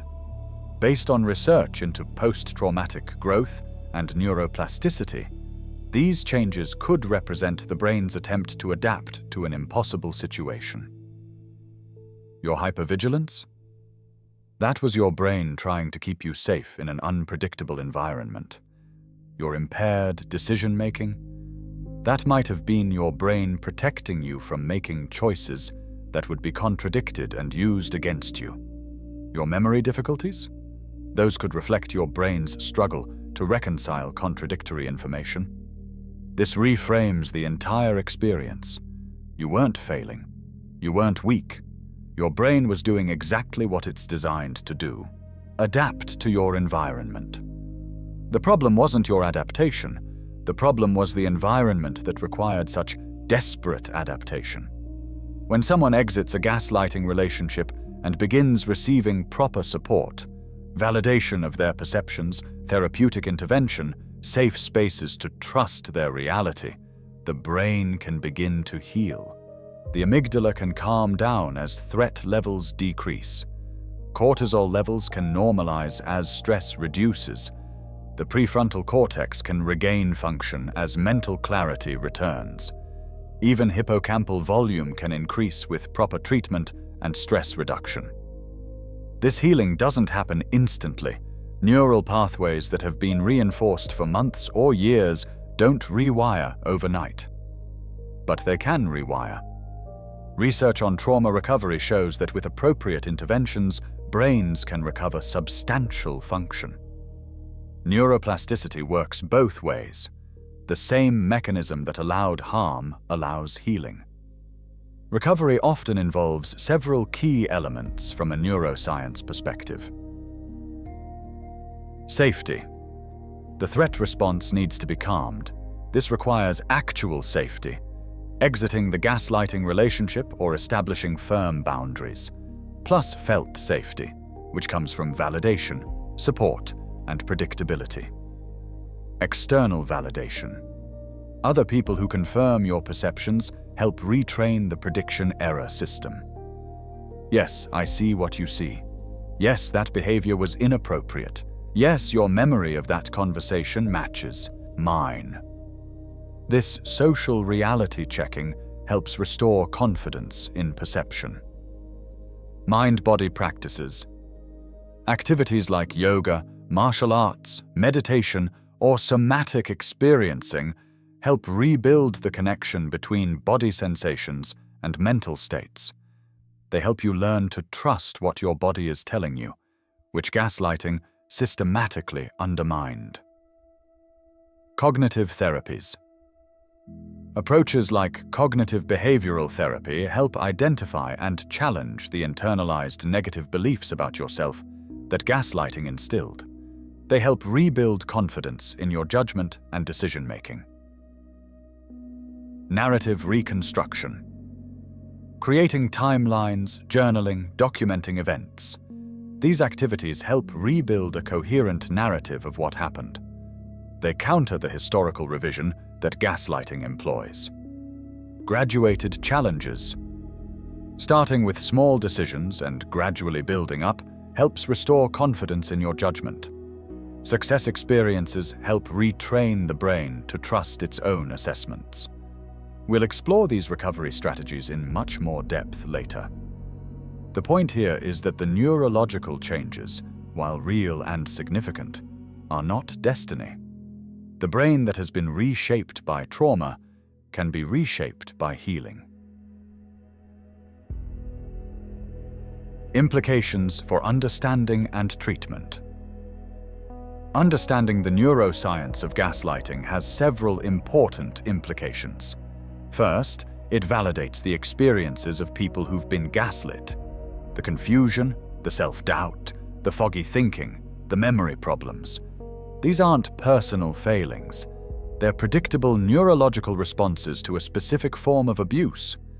Second, it helps explain why recovery takes time. You're not just changing your mind about a relationship, you're literally rewiring neural pathways that have been shaped by months or years of systematic reality distortion.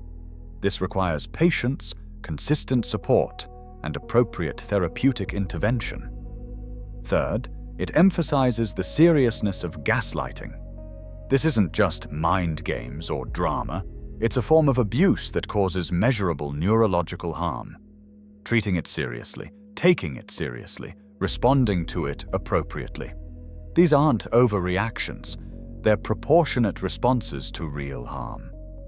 Fourth, it suggests specific therapeutic approaches that target the neurological mechanisms involved. Treatments that help regulate the stress response, restore memory function, rebuild executive function, and reconnect mind and body. These are neurologically informed interventions that address the actual changes gaslighting has caused.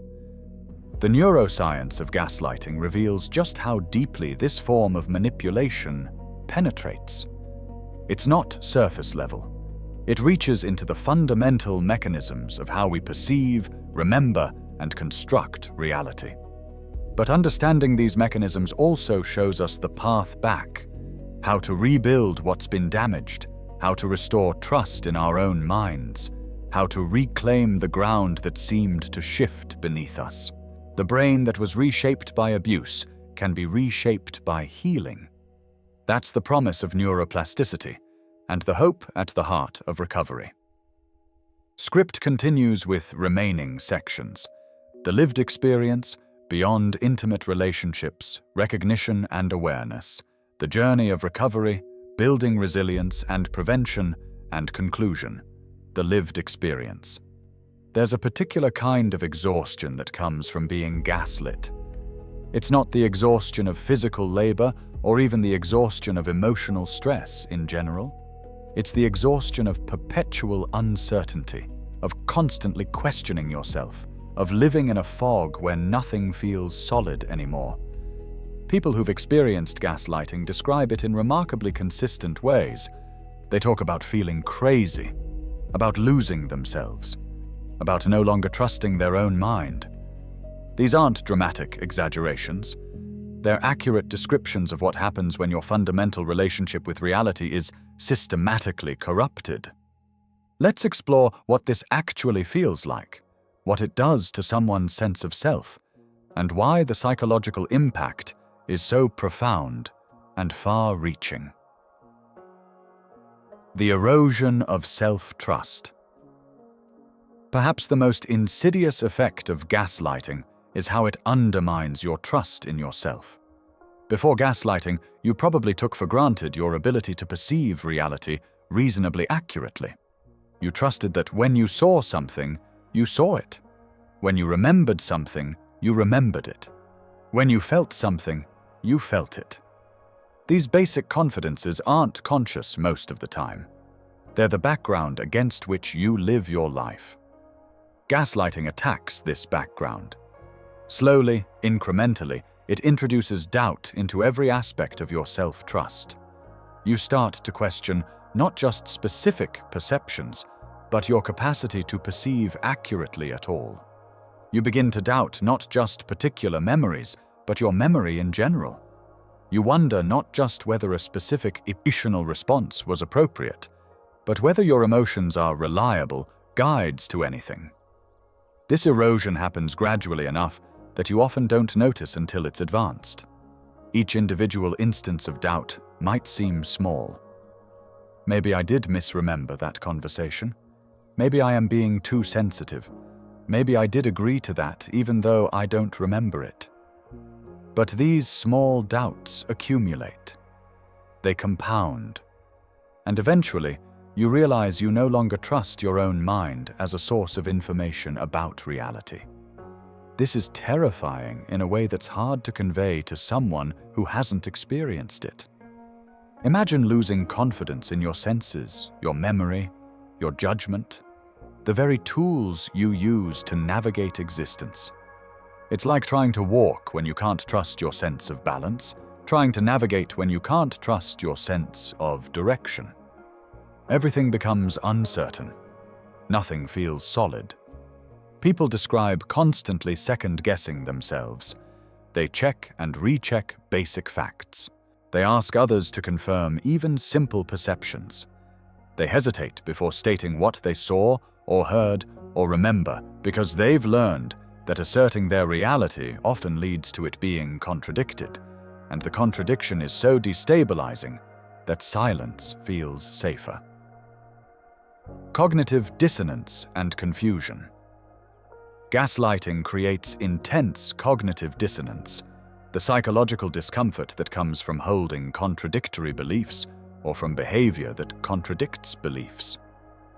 In gaslighting, you're constantly caught between what you perceive and what you're told you perceive, what you remember and what you're told happened, what you feel and what you're told you should feel. This dissonance is exhausting.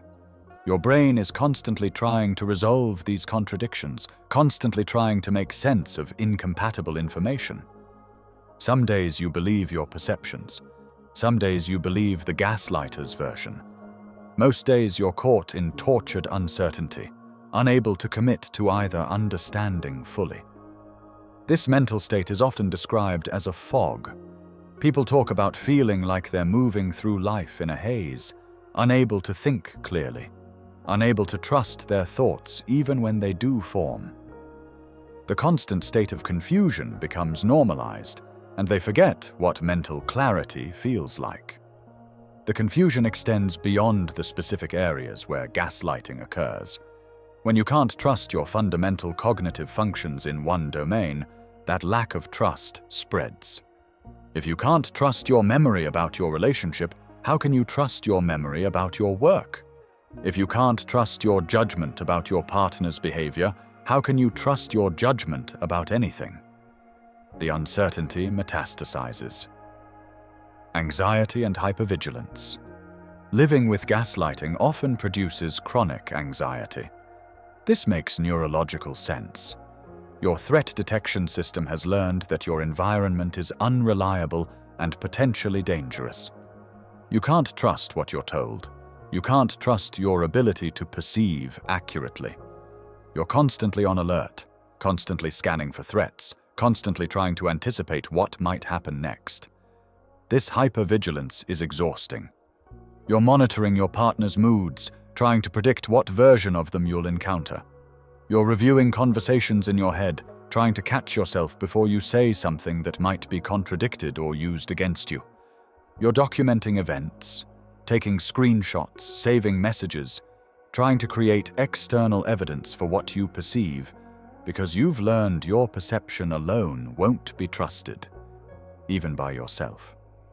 The anxiety often manifests physically.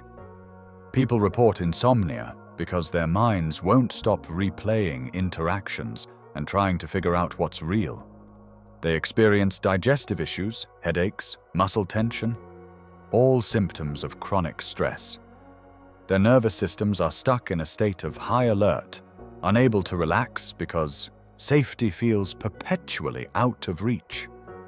The gaslighter may point to this anxiety as evidence of instability. You're so anxious all the time. Maybe you need help.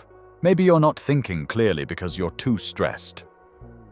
This creates another layer of gaslighting. The symptoms produced by being gaslit are used as evidence that you're the problem. Depression and hopelessness. Many people who experience sustained gaslighting develop depression. This isn't surprising. When you lose confidence in your ability to perceive reality, when you can't trust your own mind, when every day involves exhausting mental gymnastics to try to figure out what's true, hopelessness naturally follows. Depression from gaslighting often has a particular quality.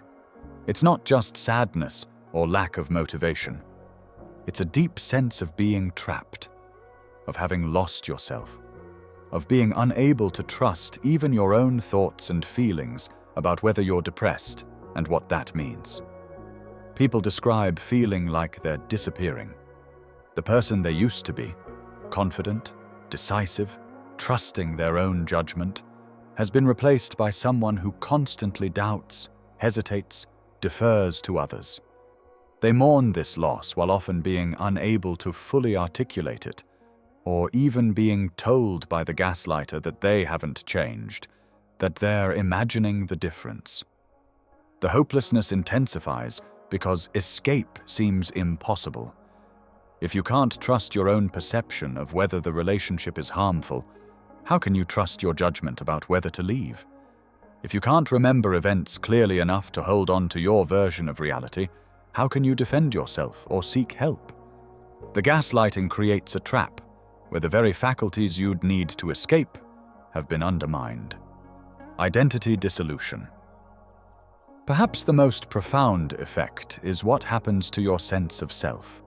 Your identity is built on continuity of consciousness, memory, perception. You are, in large part, the story you tell yourself about yourself, built from memories of what you've done, experienced, felt, and perceived.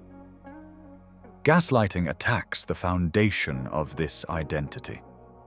When your memories are constantly questioned, when your perceptions are regularly contradicted, when your feelings are dismissed as invalid or disproportionate, the coherent story of self starts to fragment. People describe no longer knowing who they are. They've lost touch with what they actually want because they've learned to defer to the gaslighter's preferences. They don't know what they actually feel because they've been told their feelings are wrong so often. They can't trust their own values and judgments because those have been systematically undermined. This identity dissolution is particularly painful for people who had strong senses of self before the gaslighting began.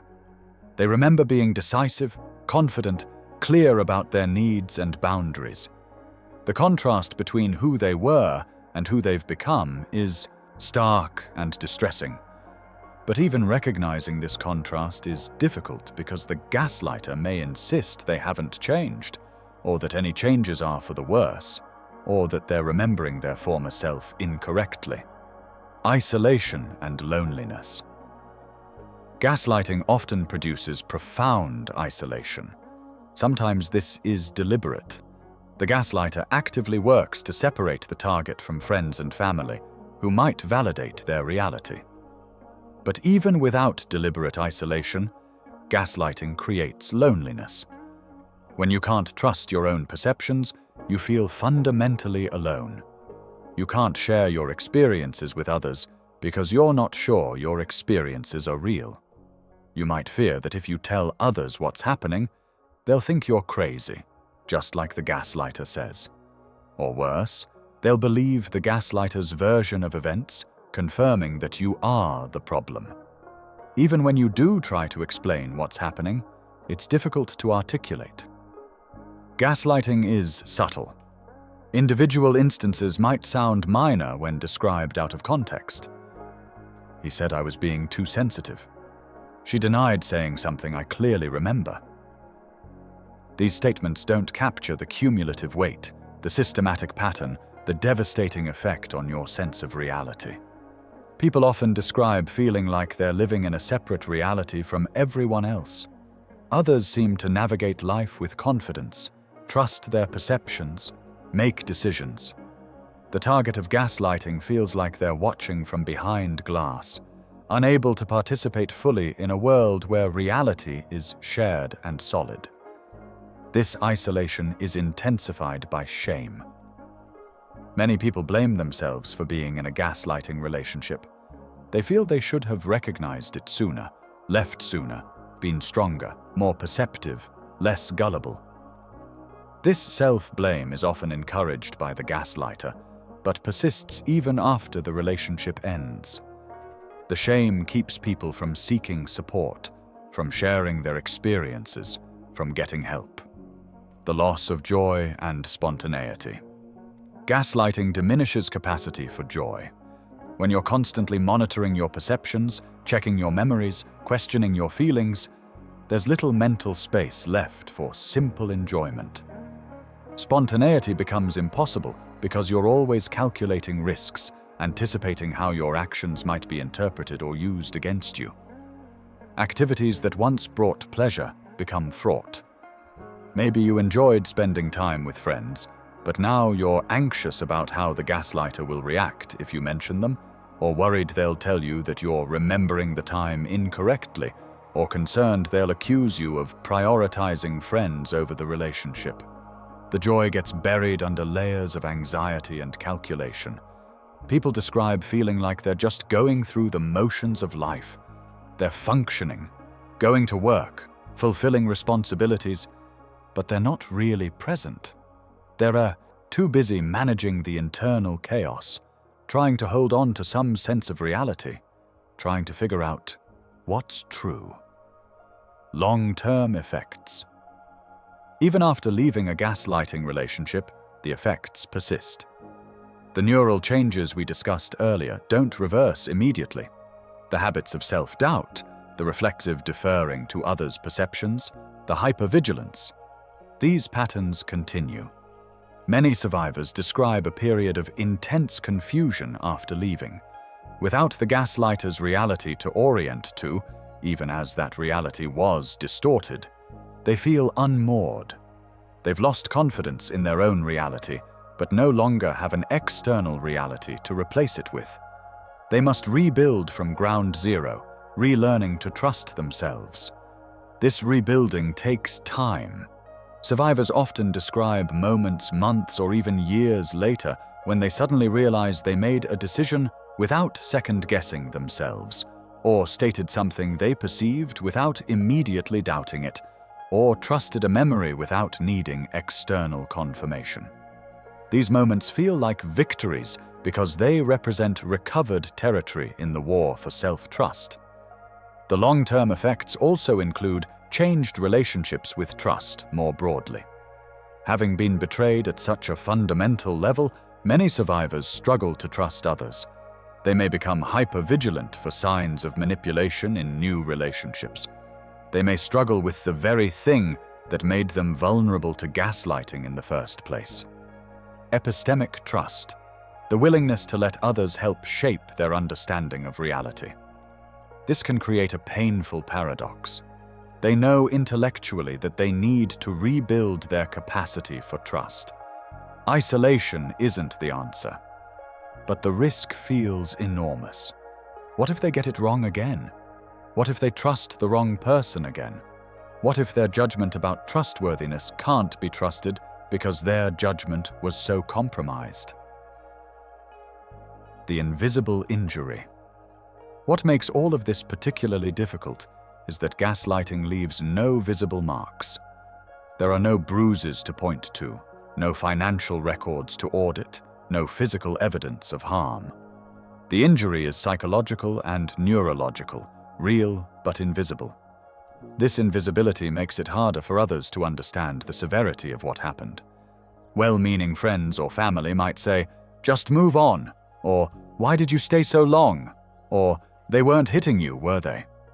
Without understanding that psychological abuse can be just as devastating as physical abuse, sometimes more so because it's harder to identify, validate, or explain.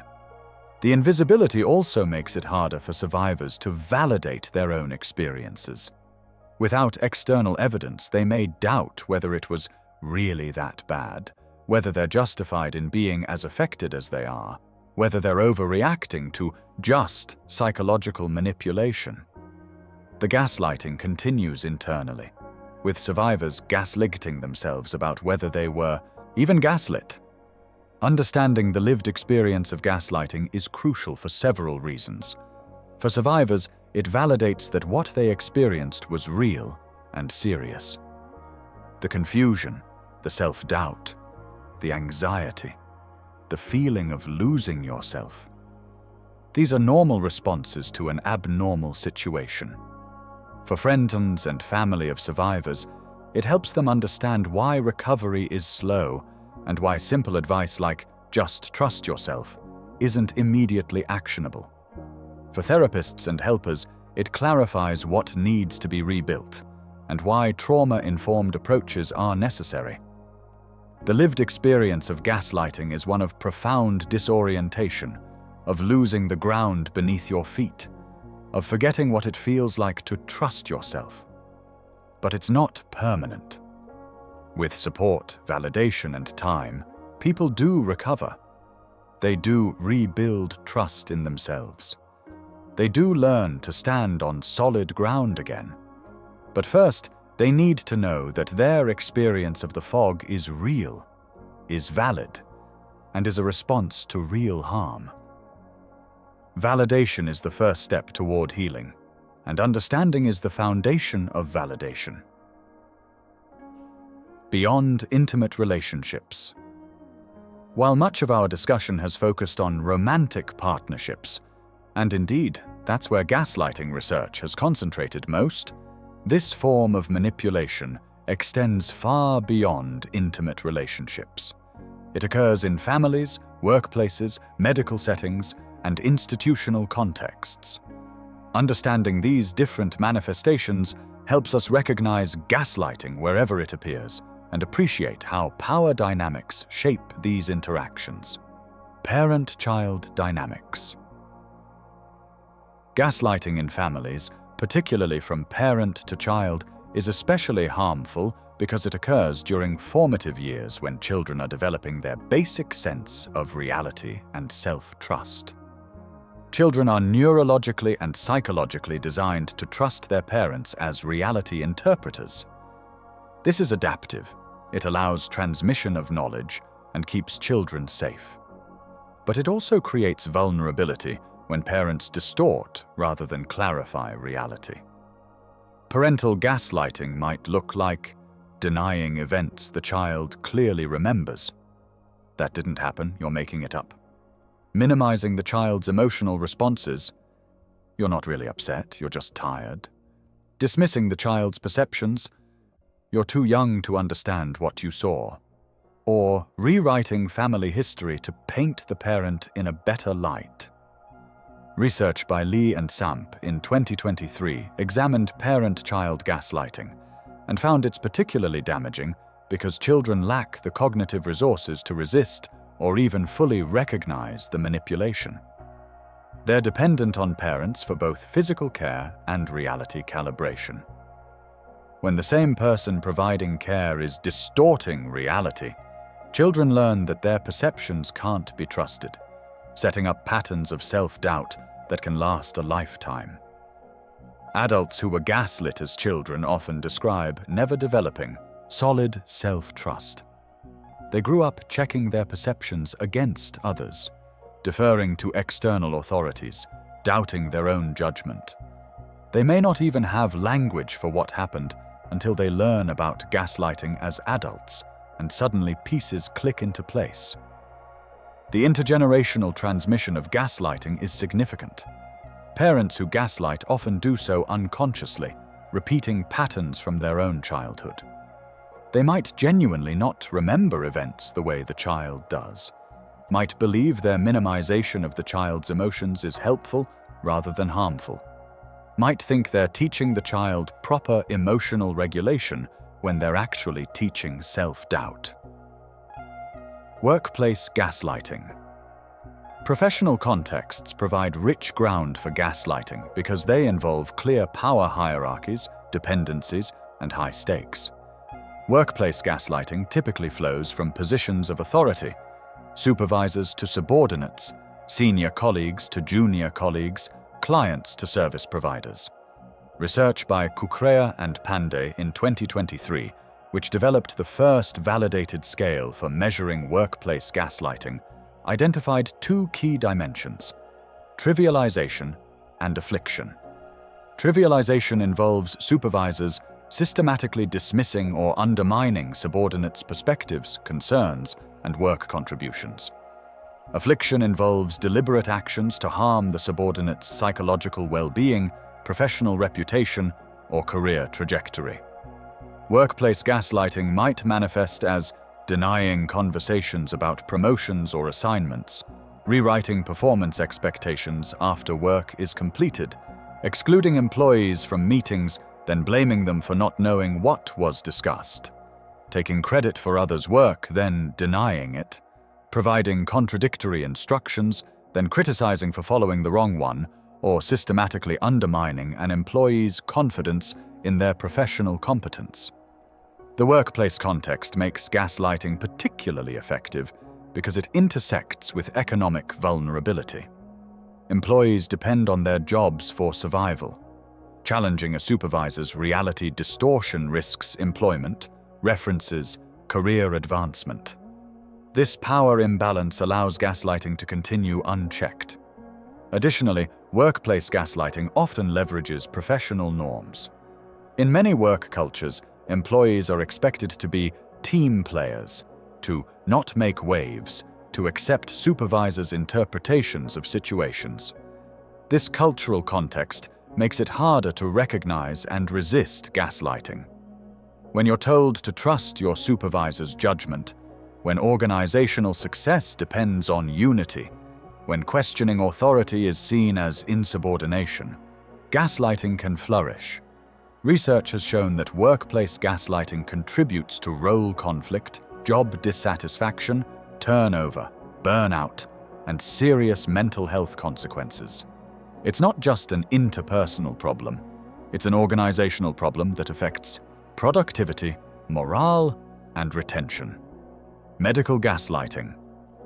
Medical settings represent another context where power differentials enable gaslighting. Medical gaslighting refers to healthcare providers dismissing, minimizing, or misinterpreting patients' legitimate symptoms and concerns. This is particularly well documented in women's healthcare. Research has shown that women, especially women of color, are more likely to have their pain minimized, their symptoms attributed to psychological rather than physical causes, their concerns dismissed as anxiety or attention-seeking. This pattern has led to delayed diagnoses, inadequate treatment, and preventable deaths. But here's what makes this especially insidious. Many of the diseases that historically affected women weren't imaginary, they just weren't studied. For decades, women reporting certain symptoms were told they were hysterical, anxious, or imagining things. Then, once research finally focused on these conditions, they were discovered and validated. Endometriosis, PCOS, autoimmune disorders that predominantly affect women. These conditions were real all along. The women weren't crazy. The medical system was gaslighting them.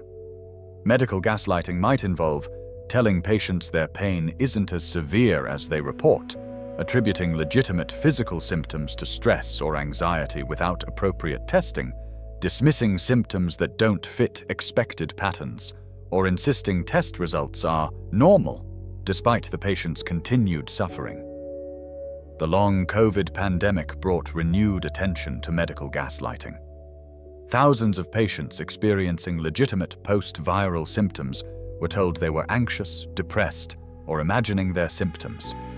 This dismissal delayed research, treatment, and support for a condition that has since been validated by extensive medical literature.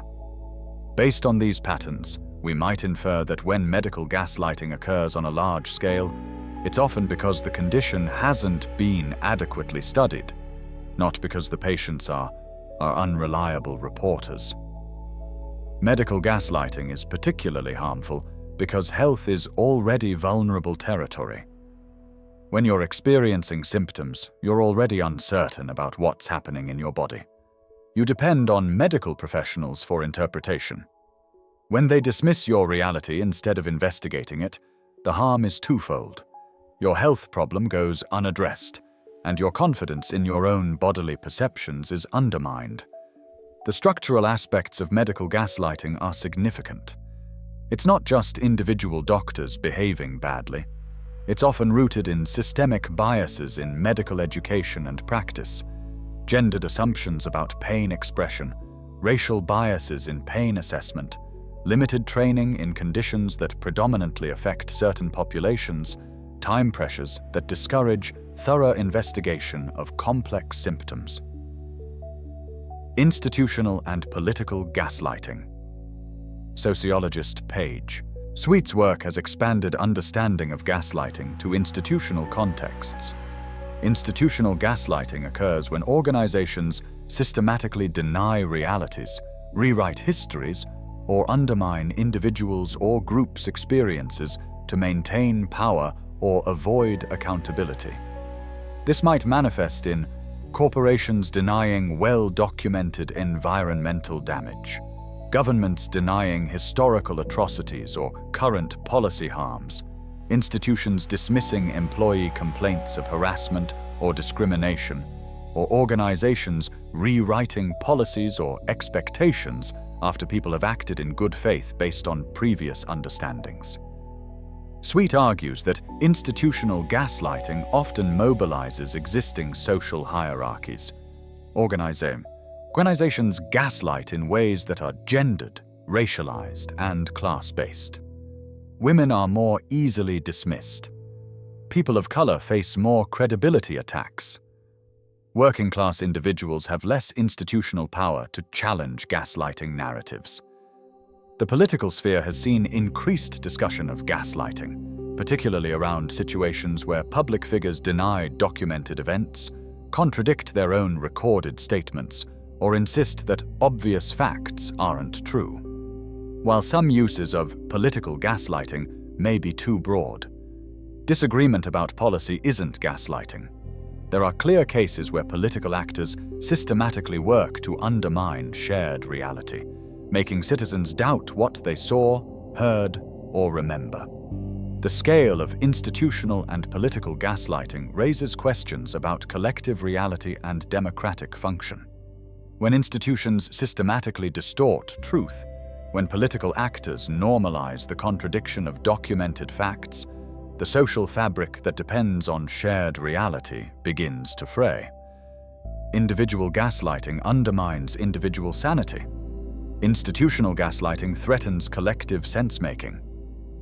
Tribe gaslighting and social networks. Dr. Ramani Durvasula coined the term tribe gaslighting to describe when a gaslighter mobilizes others to reinforce their reality distortion. This isn't just triangulation, bringing a third party in to validate the gaslighter. It's when friend groups, families, or communities collectively participate in undermining someone's reality. Tribe gaslighting might occur when an abuser isolates their victim partly by convincing mutual friends that the victim is unstable, paranoid, or lying. The friends then reinforce the gaslighter's narrative, sometimes without awareness. They're participating in manipulation. The target faces not just one person contradicting their reality, but an entire social network. This is particularly difficult to recognize and resist. When multiple people consistently support one version of reality, social proof, our tendency to assume others' perceptions are accurate, especially when there's consensus, works against you. You're more likely to doubt yourself when 5 people agree you're misremembering something than when one person does. Social media has created new possibilities for tribe gaslighting. Perpetrators can craft narratives, share their version of events, rally support, and publicly undermine targets in ways that reach wider audiences faster than ever before. The public nature of social media gaslighting adds layers of humiliation and makes recovery harder.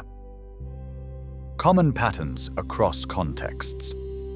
While gaslighting manifests differently in different contexts, common patterns emerge.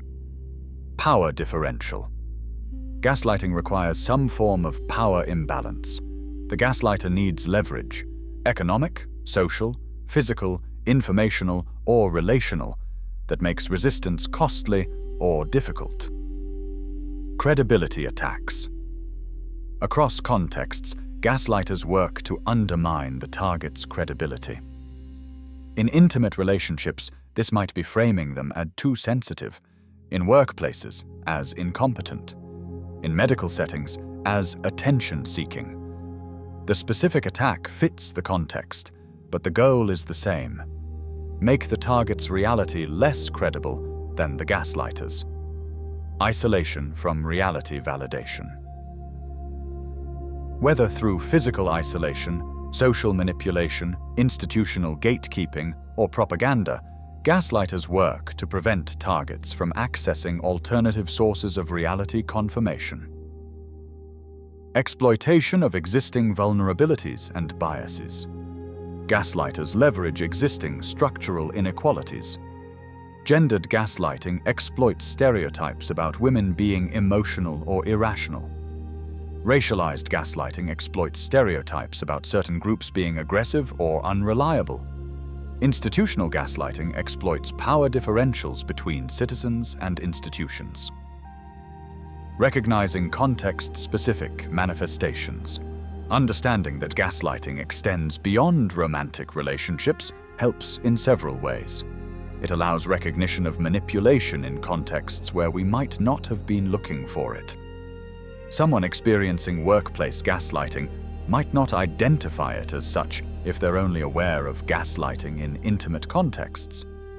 It reveals patterns of systemic manipulation that go beyond individual perpetrators.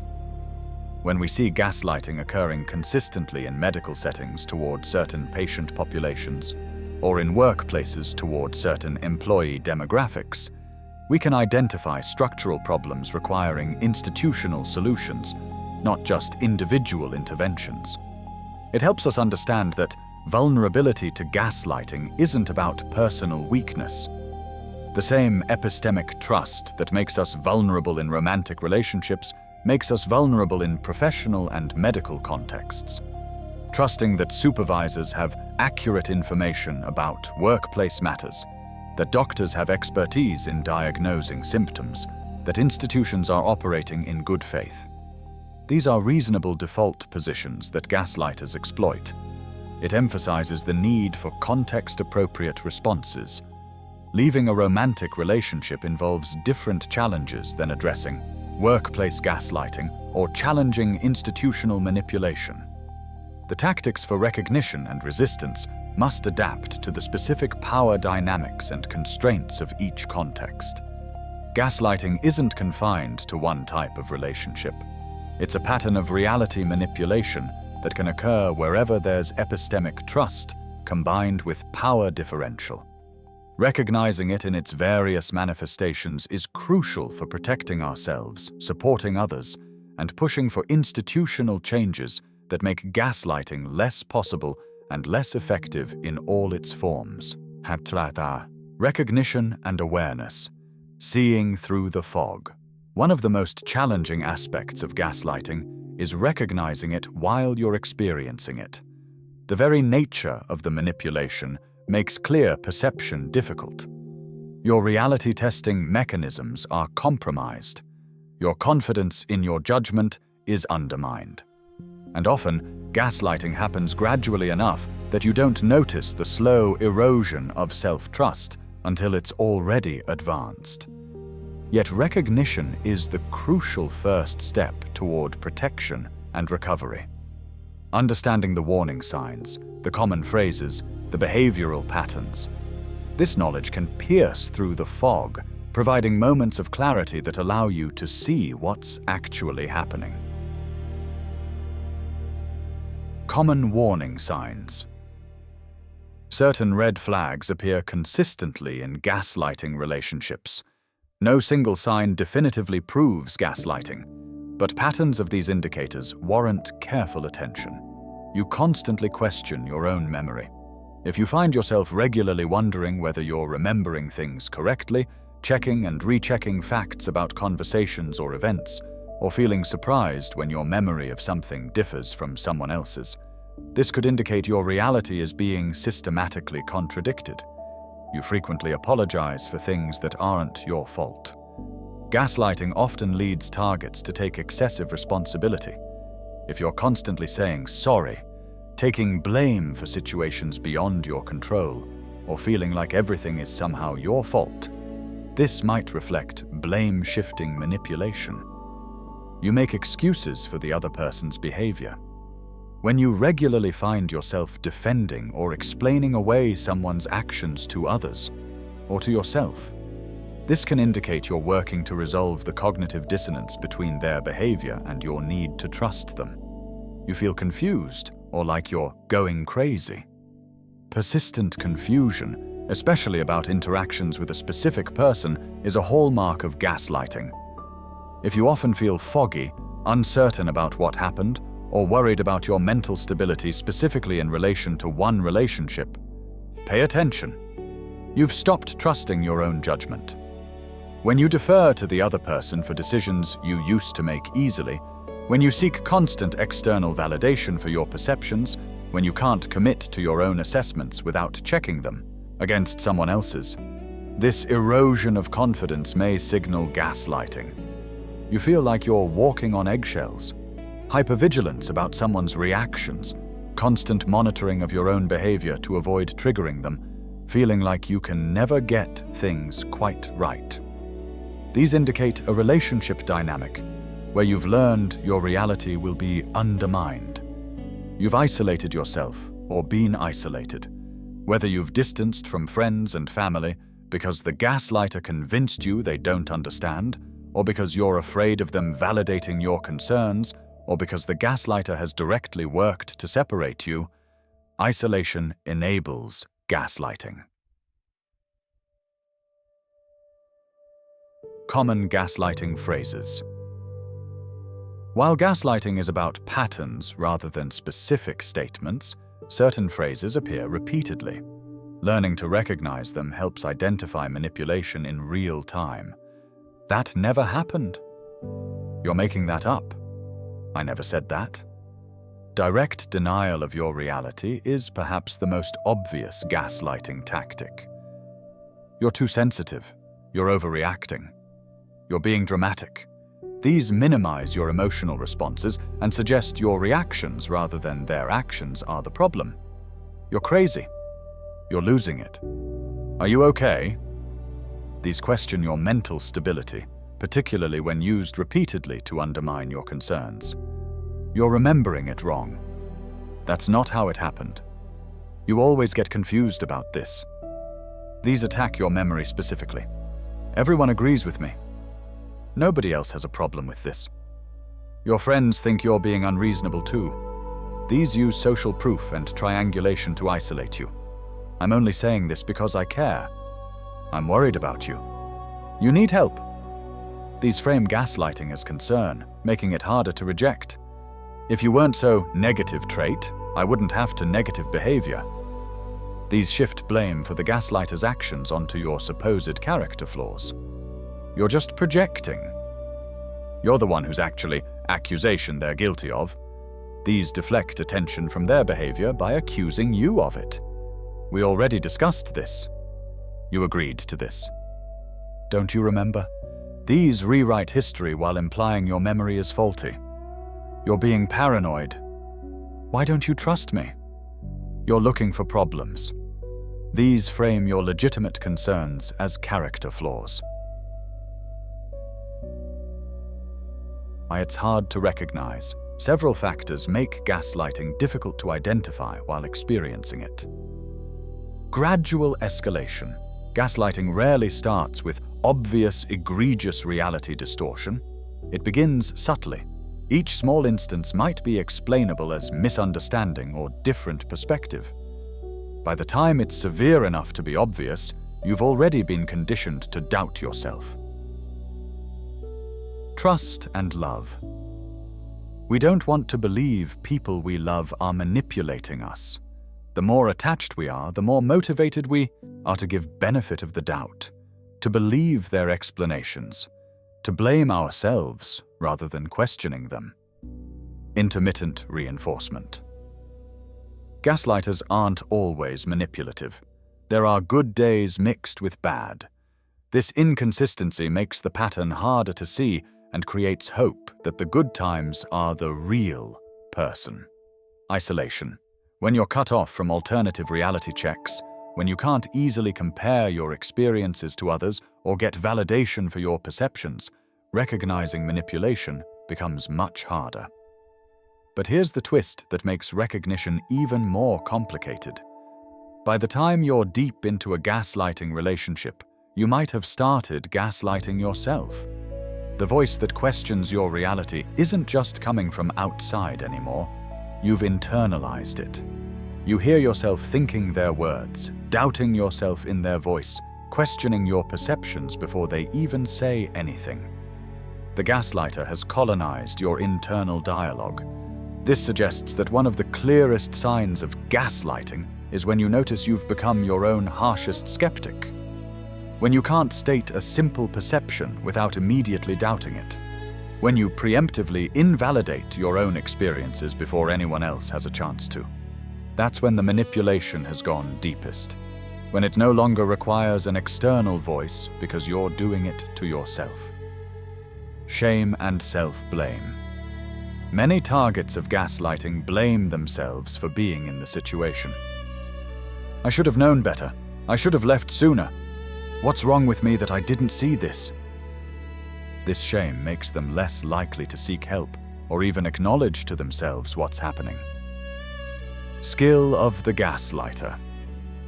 Some people are extremely skilled at manipulation. They're persuasive, charismatic, convincing. They have compelling explanations for everything. Their version of events sounds reasonable, even when it contradicts your experience. Lack of language. Until recently, many people lacked language for what they were experiencing. Without the word gaslighting, it's harder to conceptualize the pattern, research it, or explain it to others. Distinguishing from normal conflict. Not every disagreement is gaslighting. Not every time someone says you're being too sensitive is manipulation. It's important to distinguish gaslighting from normal relationship conflict. Frequency and pattern. Gaslighting is systematic. It's a pattern of behavior, not an isolated incident. One disagreement about who said what isn't gaslighting. A persistent pattern of your reality being contradicted is. Intent to undermine. Normal conflict aims to resolve issues. Gaslighting aims to undermine your confidence in your perceptions. The goal isn't understanding, but destabilization. Good faith. In healthy disagreements, both parties operate in good faith, trying to understand each other and reach resolution. In gaslighting, the manipulator isn't genuinely trying to understand your perspective. They're trying to discredit it to impact. Normal conflicts, while uncomfortable, don't leave you doubting your sanity. Gaslighting creates persistent confusion, self-doubt, and erosion of self-trust. Accountability. In healthy relationships, people take responsibility for mistakes and work to change harmful patterns.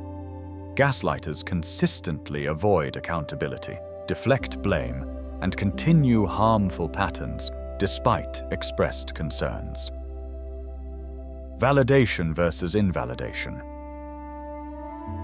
Healthy partners may disagree with your interpretation, but validate that you experienced something.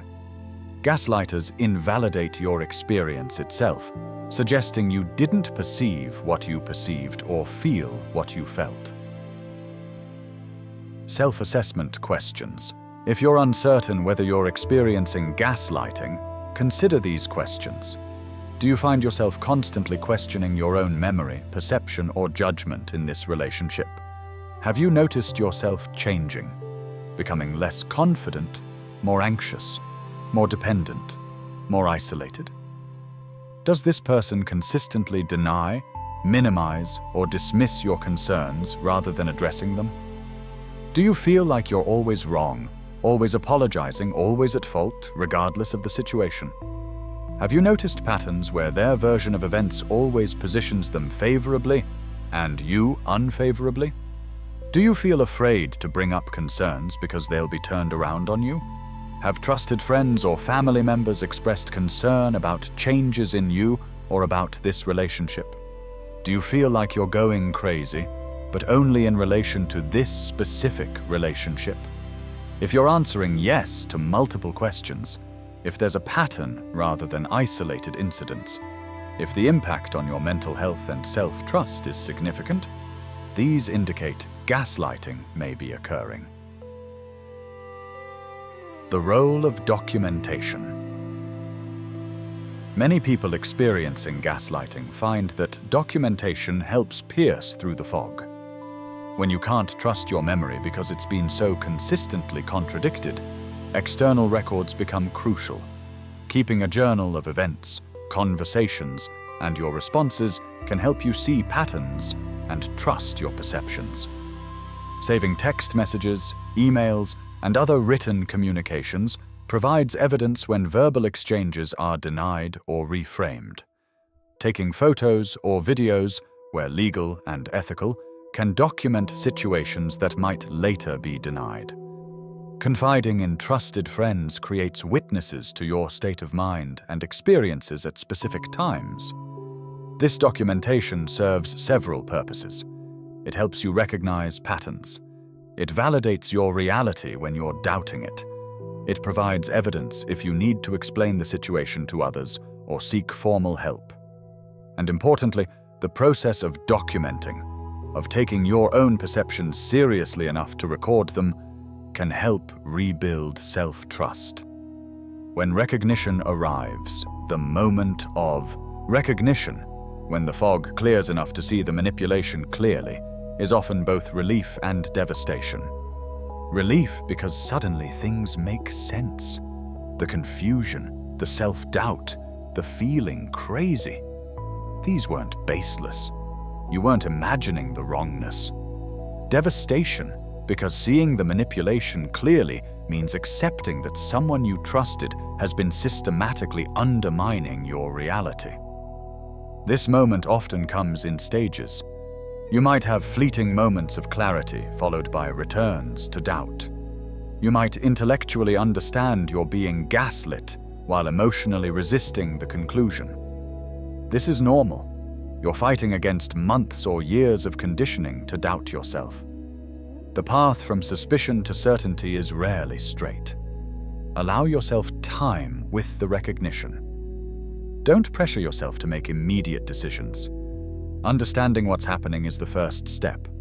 What you do with that understanding can unfold gradually. The important thing is that you're beginning to see clearly again. And that clarity, however uncomfortable, is the foundation for everything that follows. Recognition doesn't require perfection. You don't need to identify every single tactic, understand every psychological mechanism, or have ironclad evidence of manipulation.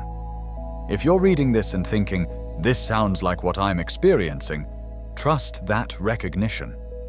Your gut instinct, even when it's been undermined, often still knows. The fog may be thick, but you're finding your way through. The journey of recovery. Reclaiming what was lost.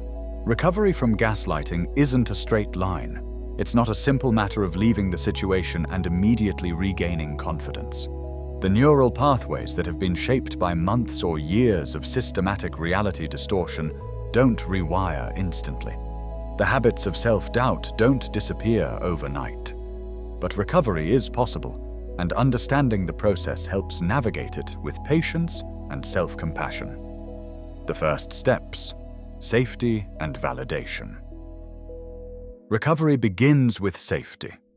Whether this means physically leaving a relationship, establishing firm boundaries within one, exiting a toxic workplace, or seeking a different healthcare provider, the first requirement is stopping the ongoing harm.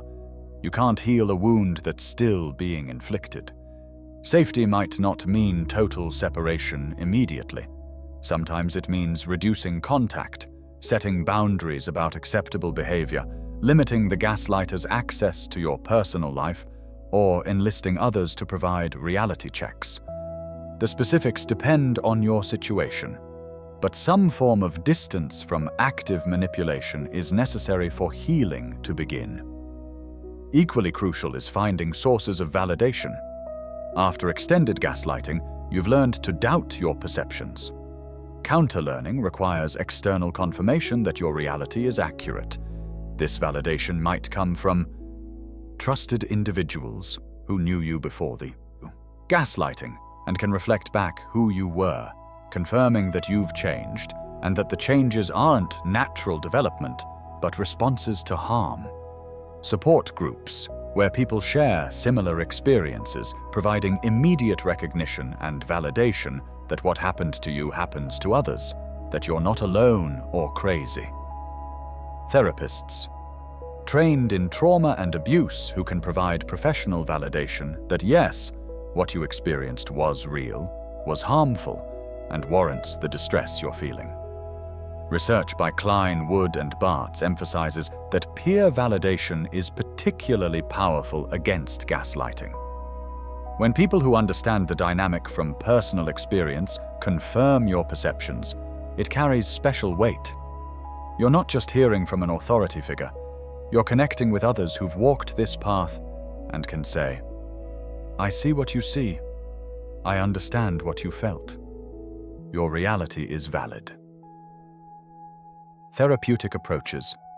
Several therapeutic modalities have proven effective for gaslighting recovery.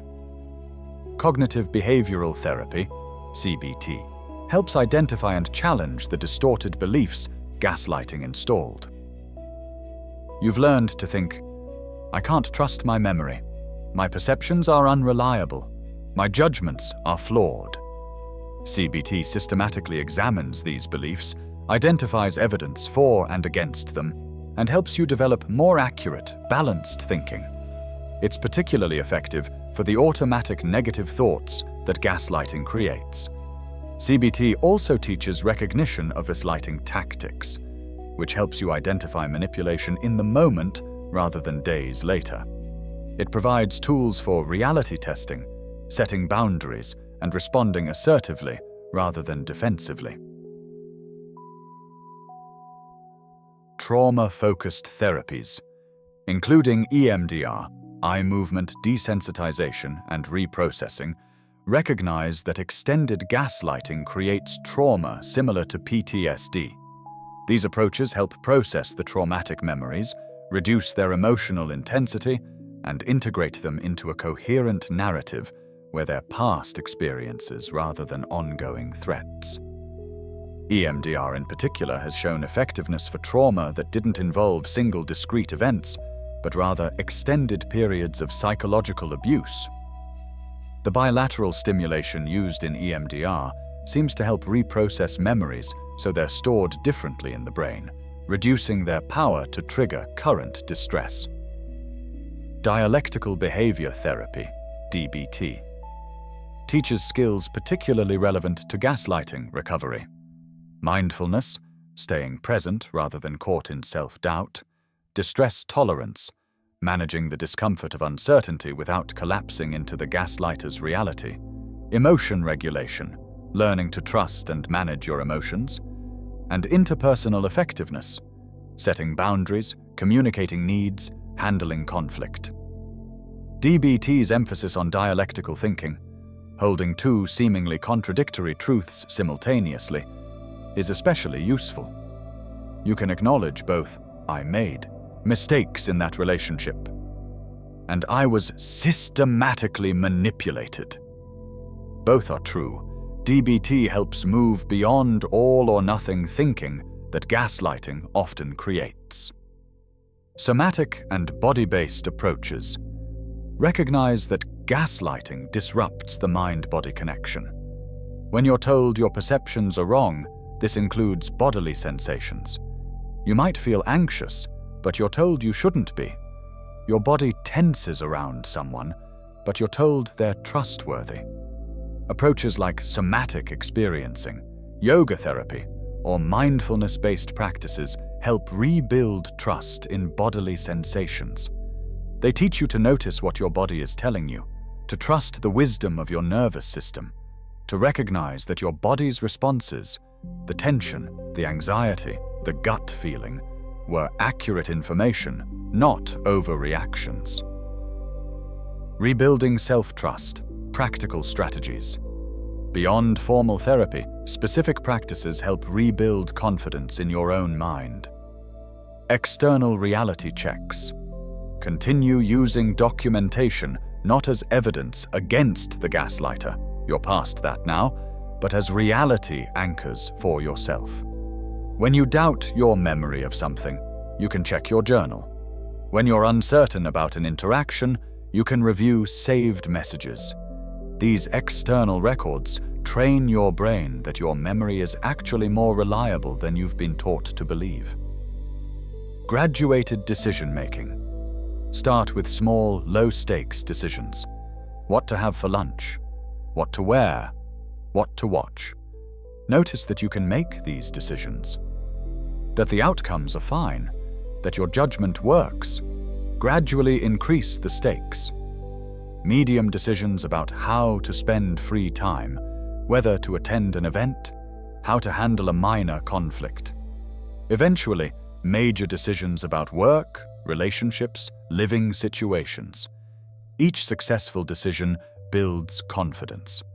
The key is starting small enough that you can't fail catastrophically, but meaningful enough that success registers. You're retraining your brain. I can make decisions. My judgment is sound. I can trust myself. Mindfulness and grounding. Practices that anchor you in present moment reality help counter the disorientation gaslighting creates. Simple techniques like naming 5 things you can see, 4 you can hear, 3 you can touch, 2 you can smell, 1 you can taste. These connect you to concrete, verifiable reality. Mindfulness meditation, even just a few minutes daily, strengthens your ability to observe your thoughts and emotions without immediately doubting them. You learn to notice, I'm having the thought that I can't trust my judgment. Rather than collapsing into that thought, you observe it as a thought, one shaped by past manipulation, but not necessarily accurate about present reality. Narrative reconstruction. Creating a timeline of what happened helps restore coherent memory. Gaslighting fragments your story. You have pieces. This happened, then this. But they don't connect into clear narrative. The gaslighter kept rewriting the story. Working with a therapist or trusted friend, reconstruct the timeline. What actually happened in order. What you felt. What you needed. What was denied. This process is often painful. You're revisiting harm, but it restores narrative coherence. You're taking back your story from someone who tried to rewrite it. Self-compassion. Over self-criticism. Many gaslighting survivors are brutally self-critical. How did I let this happen? Why didn't I see it sooner? What's wrong with me that I stayed? This criticism, while understandable, impedes recovery. Self-compassion means treating yourself with the kindness you'd offer a friend in your situation. Would you tell a friend they're stupid for having been manipulated? Would you blame them for not recognizing subtle, skillful manipulation immediately? Would you suggest they deserved the abuse? Most people wouldn't. We extend compassion to others more readily than to ourselves. Practice turning that compassion inward. You were manipulated by someone who exploited your trust. You stayed because leaving is complex, particularly when your reality testing has been compromised. You're not weak. You're human. And now you're doing the hard work of recovering. Reconnecting with self. Gaslighting often involves loss of self. forgetting what you actually want, think, feel, value. Recovery includes rediscovery. Values clarification. Separate from the gaslighter's preferences and judgments. What actually matters to you? What do you believe? What do you value? Exercises that help identify core values can feel revelatory when you've been living according to someone else's reality. Emotional reconnection. You've probably learned to doubt or suppress your emotions. Recovery involves learning to feel again, to trust that emotions provide valid information, to recognize that anger at being manipulated is appropriate, grief over what was lost is natural, fear about future relationships is understandable. This doesn't mean every emotion should be acted on immediately, but all emotions should be acknowledged as real and valid responses to your experiences. Interest and identity exploration. What did you enjoy before the gaslighting? What might you enjoy now? Trying new activities, revisiting old hobbies, exploring interests without worrying whether someone else approves. This rebuilds sense of self. You might discover you're different than you were before. That's okay. Trauma changes people. You're not trying to return to exactly who you were. You're discovering who you are now, integrating what happened into a new, coherent sense of self. The role of community.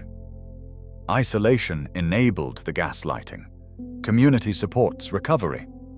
This doesn't mean you need to become social if that's not your nature, but it does mean connecting with at least a few people who can provide reality confirmation, emotional support, and reminder that you're not alone. Support groups, whether in person or online, connect you with people who understand firsthand. The recognition in these spaces, "Oh my God, that happened to me too," is powerfully validating. You realize the tactics weren't unique, the experiences weren't isolated, the recovery path has been walked by others who've made it through. Individual relationships matter too.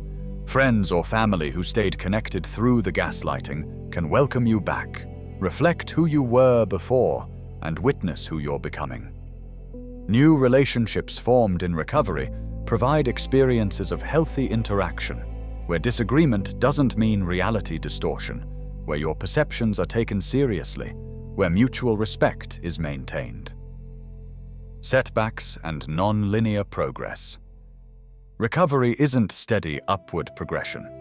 There will be setbacks, days when self-doubt returns forcefully, moments when you question whether you're remembering accurately, situations that trigger old patterns of deferring to others' reality over your own. These setbacks don't erase progress. They're part of the process.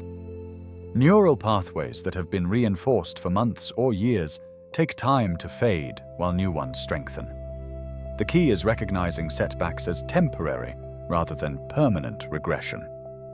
With each setback, you have opportunity to practice what you're learning. To notice the doubt, recognize where it comes from, check it against reality, and choose to trust yourself anyway.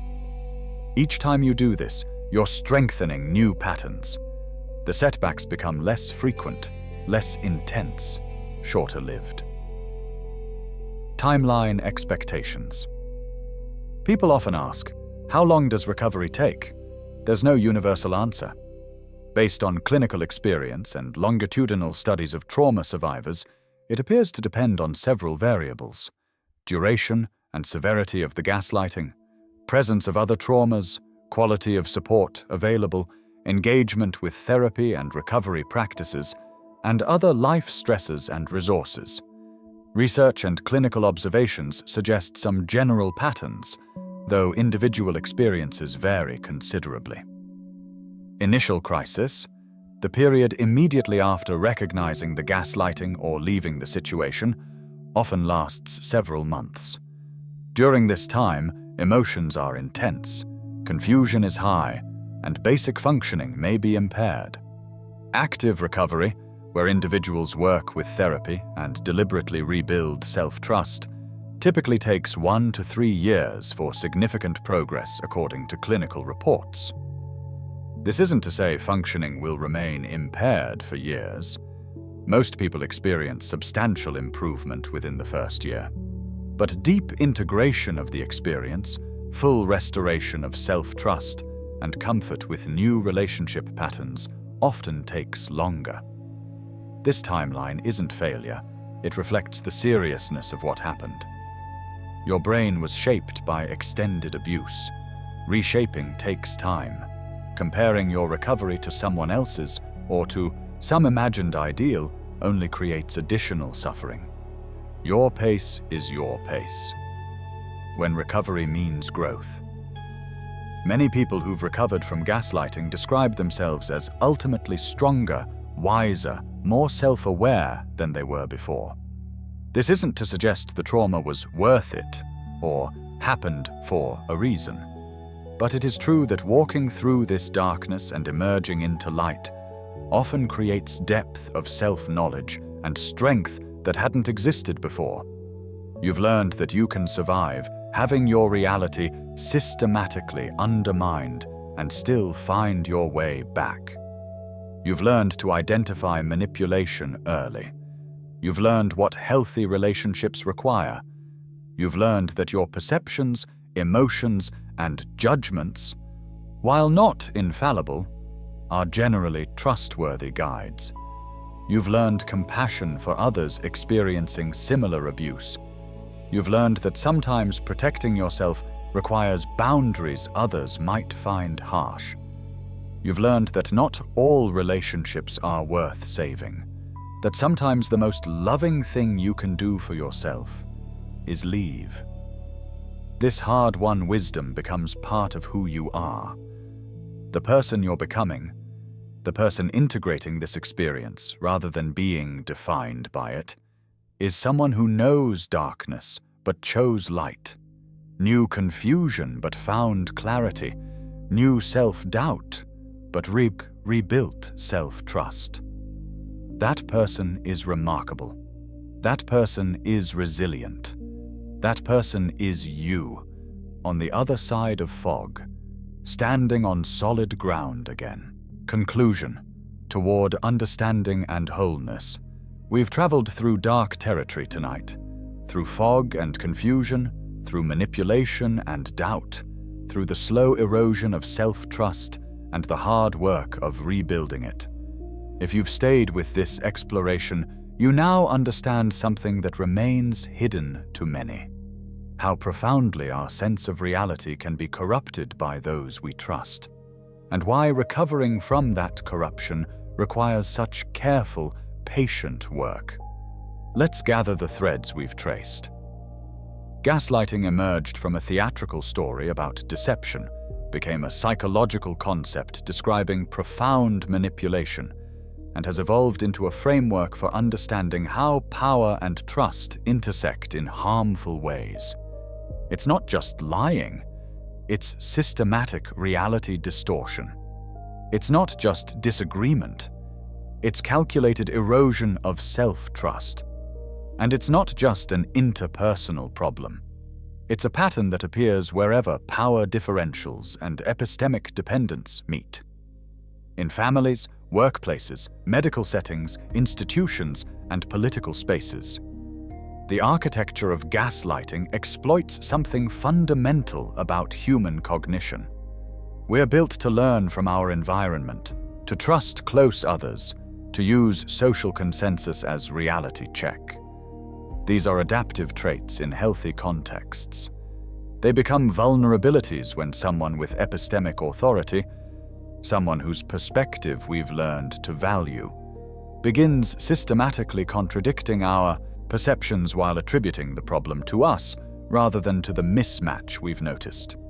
The tactics are varied, but follow patterns: denial of events, discrediting of reality, rewriting of history, deflection and blame shifting, trivialization and minimization, love bombing and intermittent reinforcement, projection, triangulation, and manufactured confusion. Each tactic chips away at confidence, but together they create cumulative devastation.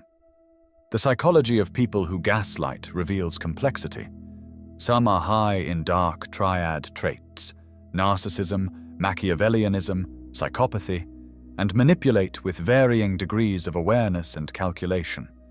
Others gaslight defensively, protecting fragile egos or avoiding accountability through patterns learned in childhood. Still others participate in collective gaslighting, reinforcing institutional narratives that maintain power structures. Understanding perpetrators helps us recognize patterns and avoid oversimplifying, but it doesn't obligate us to prioritize their potential for change over our own protection and healing. The neuroscience shows that gaslighting creates measurable brain changes. Hyperactive amygdala, elevated cortisol, impaired prefrontal function, even reduced hippocampal volume in severe cases. The fog isn't metaphorical, it's neurological. The confusion, the difficulty making decisions, the memory problems, these are predictable results of sustained psychological abuse, not personal failings. But because the same neuroplasticity that allows harm also allows healing, recovery is possible. The brain can rewire toward trust and clarity. The lived experience of gaslighting is profoundly disorienting. Loss of self-trust, chronic confusion, anxiety and hypervigilance, depression and hopelessness, identity dissolution, isolation and loneliness. The invisible injury that leaves no physical marks but devastates psychological functioning. Understanding what this feels like creates empathy for those experiencing it and validates that the distress is proportionate to real harm. Gaslighting extends beyond romantic relationships into families, workplaces, medical settings, and institutional contexts. Each manifestation leverages the specific power dynamics and vulnerabilities of that context, but common patterns emerge: power differential, credibility attacks, isolation from reality validation, and exploitation of existing structural inequalities. Recognition is crucial but difficult. The very mechanisms that would allow you to identify manipulation have been compromised by the manipulation itself.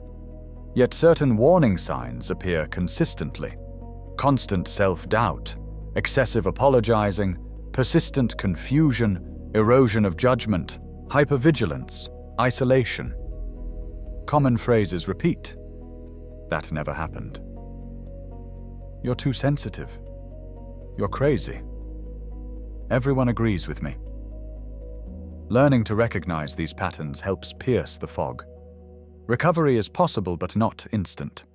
It begins with safety, and validation continues through therapeutic work, and deliberate self-trust rebuilding includes narrative reconstruction and emotional reconnection, requires community support and self-compassion.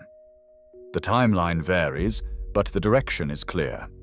From fog toward clarity, from self-doubt toward self-trust, from fragmentation toward wholeness. As we close this exploration, hold on to these truths.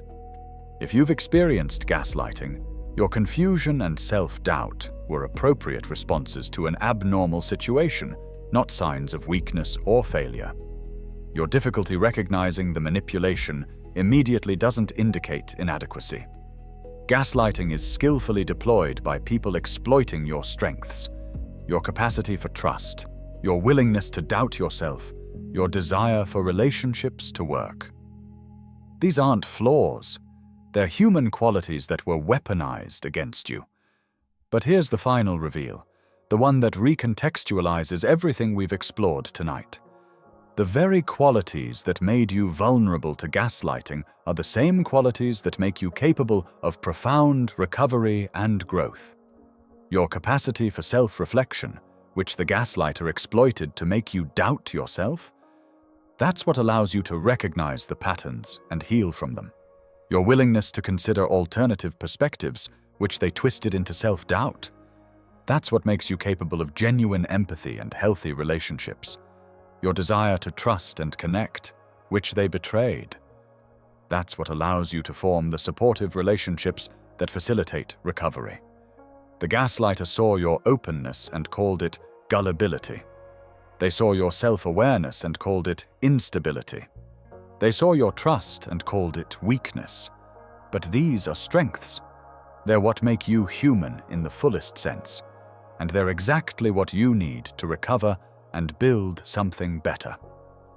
Based on longitudinal studies of trauma survivors, we can reasonably infer that people who've recovered from gaslighting often develop capabilities they didn't have before, not because trauma is beneficial, but because the journey through darkness toward light, the rebuilding of trust from ground zero, the reclaiming of reality stone by stone, these create depth, wisdom, and resilience that can't be developed any other way.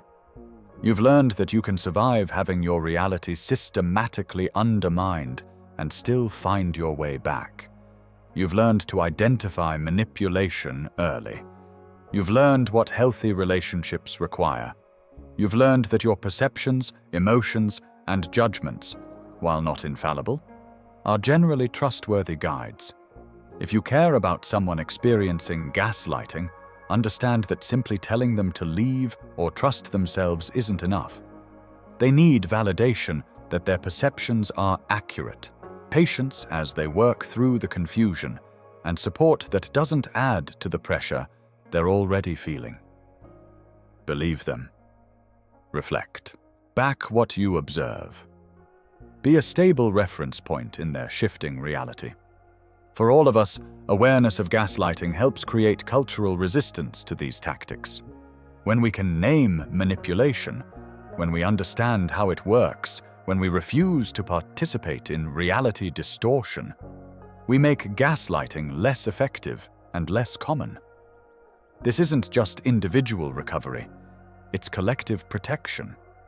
The word gaslighting has traveled from a stage play to psychology journals to everyday vocabulary. This journey reflects growing recognition that reality itself can be weaponized, that trust can be corrupted, that sanity can be systematically questioned. But it also reflects growing resistance. More people now have language for what's being done to them. More people recognize the tactics. More people refuse to accept reality distortion as normal relationship dynamic. Knowledge is power against manipulation. Understanding is the antidote to confusion, and community is the counter to isolation. You're not alone in this fog. Many have walked this path before you. Many walk it now, and many stand ready on the other side, having found their way through, offering guidance and proof that clarity exists beyond the confusion. Gaslighting attacks the foundation of consciousness, our basic trust in our ability to perceive and understand reality. Recovering from it means rebuilding that foundation, stone by stone, perception by validated perception, decision by successful decision. It's slow work. It's sometimes painful work. But it's work that leads to something profound. Reclaiming your own mind, trusting your own reality, standing on ground that no longer shifts beneath you. Wholeness doesn't mean perfection. It doesn't mean the experience never happened or that you're unchanged by it. Wholeness means integration. It means the experience, however painful, becomes part of your story rather than the entirety of it. It means you know darkness but chose light, knew confusion but found clarity, knew self-doubt but rebuilt self-trust. That integration is the work of recovery, and that integration creates strength that wouldn't exist otherwise. Take this knowledge with you as you move forward. Use it to protect yourself, to recognize manipulation, to support others, to resist reality distortion in all its forms. Remember that your perception matters. Your memory is generally reliable. Your emotions provide valid information. Your judgments are worth trusting. Remember that when someone systematically tells you otherwise, that's not loving correction. That's manipulation deserving resistance. And remember this, you are the authority on your own experience. Others can offer perspectives. They can share their perceptions. They can help you calibrate. But no one else lives inside your consciousness. No one else has direct access to your experiences. No one else gets final say about what you saw, felt, or remember. That authority is yours. Claim it. Protect it. Trust it. The lights in your life should remain steady. Your perceptions should be taken seriously. Your reality should be respected. And when someone tries to convince you that what you see isn't real, that what you remember didn't happen, that what you feel is wrong, you now have language for that attempt. You can name it. You can resist it. You can refuse to doubt yourself at someone else's convenience. This is the gift of understanding. Not just knowledge of gaslighting, but reclaimed confidence in your own mind. Not just recognition of tactics, but restored trust in your perceptions. Not just awareness of harm, but certainty that you deserve better. Before we part, let me leave you with an invitation. If you found value in this exploration, if it helped you understand something important, if it provided clarity you've been seeking, consider subscribing to this channel. Consider liking this video. Not because these gestures matter to me personally, but because they help this information reach others who need it. Someone else is moving through fog tonight, questioning their sanity, wondering if they're imagining the wrongness. Your small action helps them find language, validation, hope. And if you're that person, if you're the one in fog tonight, know this: what you're experiencing is real. Your confusion is appropriate response to calculated manipulation. Your difficulty trusting yourself stems from someone deliberately undermining that trust. You're not crazy. You're not imagining it. You're responding exactly as any human would to this particular form of harm. Help exists. Community exists. Recovery exists. You can find your way back to solid ground. Others have. You will too. Rest now. Let these understandings settle. Tomorrow, you'll rise with slightly more clarity than you had today. And the day after, slightly more. And slowly, steadily, the fog will lift. The ground will stabilize. And you'll remember what it feels like to trust your own mind. That remembering is worth the journey. That clarity is worth the work. And that wholeness, the integration of everything you've experienced into a coherent, strong, wise understanding of yourself and the world, that wholeness is not just possible, it's yours to reclaim. Good night.